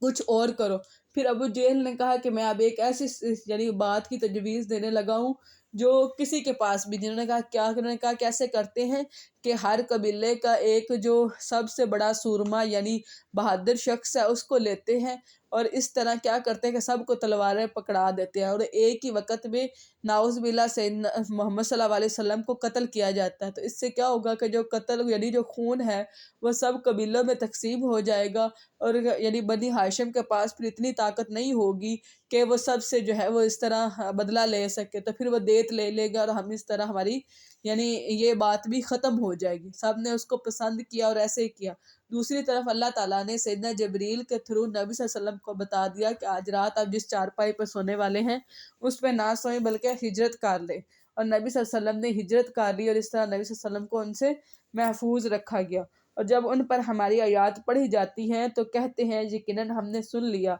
अगर हम चाहें तो ज़रूर हम भी इस जैसा कहें कहें ये तो पहले लोगों की फर्जी कहानियों के सिवा कुछ नहीं। अब ये क्या था कि अरबी लोग जब यानी कुरान को सुनते तो कहते थे ये कोई नाउज़ुबिल्लाह कोई नई बात नहीं है, अगर हम भी चाहें तो इस जैसी आयात जो है वो ले आएँ। اور جب انہوں نے کہا کہ اے اللہ اگر یہ واقعی تیری جانب سے حق ہے تو ہم پر آسمان سے پتھروں کی بارش برسا۔ یہ ابو جہل تھا جس نے کعبہ کے یعنی کپڑے کو پکڑ کر یہ دعا کی تھی کہ اگر یہ دین اسلام اے اللہ تیری طرف سے حق ہے تو میرے اوپر پتھروں کی بارش برسا یا کوئی اور دردناک عذاب ہم پر لے آ۔ اور اللہ تعالیٰ ایسا نہیں کہ انہیں عذاب دے جب تک کہ آپ ان میں موجود ہوں، یعنی اللہ تعالیٰ ان کی اس دعا کے باوجود بھی ان کے اوپر عذاب اس وقت تک نہیں لا سکتا، کیونکہ خیر کی جو دو چیزیں ہیں وہ موجود تھی۔ ایک کیا تھا؟ اللہ رب العزت نے کے نبی جو ہے وہ وہاں پر موجود تھے،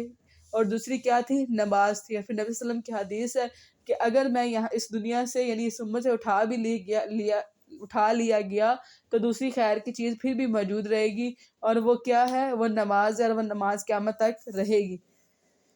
اور اللہ تعالیٰ کو اس وقت بھی عذاب دینے والا نہیں ہے جبکہ وہ بخشش مانگتے ہیں، یعنی اس میں ایسے لوگ بھی ہیں جو اللہ سے توبہ استغفار کرتے ہیں، اور کیا ہے ان کے لیے کہ اللہ تعالیٰ انہیں عذاب نہ دے حالانکہ وہ مسجد حرام سے روکتے ہیں۔ اللہ تعالیٰ فرما رہے ہیں کہ وہ اس بات کے حقدار ہیں کہ ان کو عذاب دیا جائے کیونکہ وہ لوگوں کو مسجد حرام سے روکتے ہیں، اللہ کے وہ اس کے متولی نہیں ہیں، یعنی وہ اپنے آپ کو تو مسجد حرام کے متولی سمجھتے ہیں لیکن وہ اللہ کے حکم سے وہ اس مسجد حرام کے متولی نہیں ہے۔ اس کے متولی نہیں ہیں مگر متقی لوگ، صرف متقی یعنی تقوی والے لوگ ہی اس بیت اللہ کے متولی ہو سکتے ہیں، لیکن ان میں سے اکثر لوگ جانتے نہیں ہیں۔ اور بیت اللہ کے پاس ان کی نماز سیٹیاں بجانے اور تالیاں بجانے کے سوا کچھ نہیں تھی، یعنی وہ کیا کرتے تھے؟ ان کے نماز کا طریقہ کیا تھا کہ بیت اللہ کے اندر جا کے سیٹیاں اور تالیاں بجاتے اور اس کا طواف کرتے۔ سو چکھو عذاب اس وجہ سے جو تم کفر کرتے، یعنی جو بدر کی لڑائی تھی وہ عذاب کی صورت میں ان کے اوپر نازل ہوئی تھی۔ بلا شبہ جن لوگوں نے کفر کیا وہ اپنے مال اس لیے خرچ کرتے ہیں تاکہ لوگوں کو اللہ تعالیٰ کے راستے سے روکیں۔ اب کیا ہوا کہ جب بدر کی جنگ جو ہے وہ ہار گئے تو جو مکہ کے رئیس باقی رہ گئے تھے انہوں نے اپنا مال جو ہے وہ مزید اکٹھا کیا تاکہ ہم جو ہے دوبارہ حملہ کر سکیں۔ اس لیے تعالیٰ فرما رہے ہیں کہ وہ لوگ جو ہیں، یعنی جیسے بعض روایات میں آتا ہے کہ ابو سفیان نے 40 اوقیہ چاندی جو ہے وہ یعنی دی تھی کہ یعنی دوبارہ پھر یعنی جنگ کر سکے تو مسلمانوں کو سے جو ہے وہ جیت سکے۔ تو اس لیے اللہ فرما رہے ہیں کہ وہ اپنا مال اللہ یعنی اللہ کے راہ سے روکنے کے لیے استعمال کرتے ہیں، چنانچہ ابھی وہ اور بھی خرچ کریں گے، پھر وہ ان پر حسرت بن جائے گا، پھر وہ مغلوب ہوں گے، اور جن لوگوں نے کفر کیا ان کو جہنم کی طرف اکٹھا کیا جائے گا تاکہ اللہ تعالیٰ ناپاک کو پاک سے الگ کر دے اور ناپاک کے بعض حصے کو بعض پر رکھے، پس وہ ان کو اکٹھا ڈھیر بنا دے، یعنی ان کے مال بھی اور ناپاک لوگ یعنی ناپاک جو کافر لوگ ہیں وہ بھی، اور ان کو اکٹھا کر کے ایک ڈھیر بنا دے اور پھر اس کو جہنم میں ڈال دے، یعنی ان کو جہنم میں ڈال دیا جائے، یہی لوگ خسارہ اٹھانے والے ہیں۔ قُلِ الَّذِينَ كَفَرُوا آپ ان لوگوں سے کہہ دیں جنہوں نے کفر کیا اگر وہ باز آئے جائیں تو جو گزر چکا وہ انہیں بخش دیا جائے گا، اور اگر وہ دوبارہ کریں یعنی دوبارہ جنگ کی کوشش کریں تو پہلوں کی سنت گزر چکی ہے، اور ان سے لڑو یہاں تک کہ کوئی فتنہ باقی نہ رہے، یعنی سارا کا سارا دین جو ہے وہ دین اسلام ہی ہو جائے، اور دین سب کا سب اللہ تعالیٰ ہی کے لیے ہے۔ پھر اگر وہ باز آ جائیں تو یقیناً جو کچھ وہ کرتے ہیں اللہ تعالیٰ اسے خوب دیکھنے والا ہے، اور اگر وہ منہ موڑیں تو جان لو یقیناً اللہ تعالیٰ تمہارا دوست ہے، وہ اچھا دوست اور اچھا مددگار ہے۔ اور یہاں پر الحمدللہ ہمارا پارہ جو ہے وہ مکمل ہوتا ہے۔ وَمَا إِلَيْنَا إِلَّا الْبَلَاغُ الْمُبِينُ۔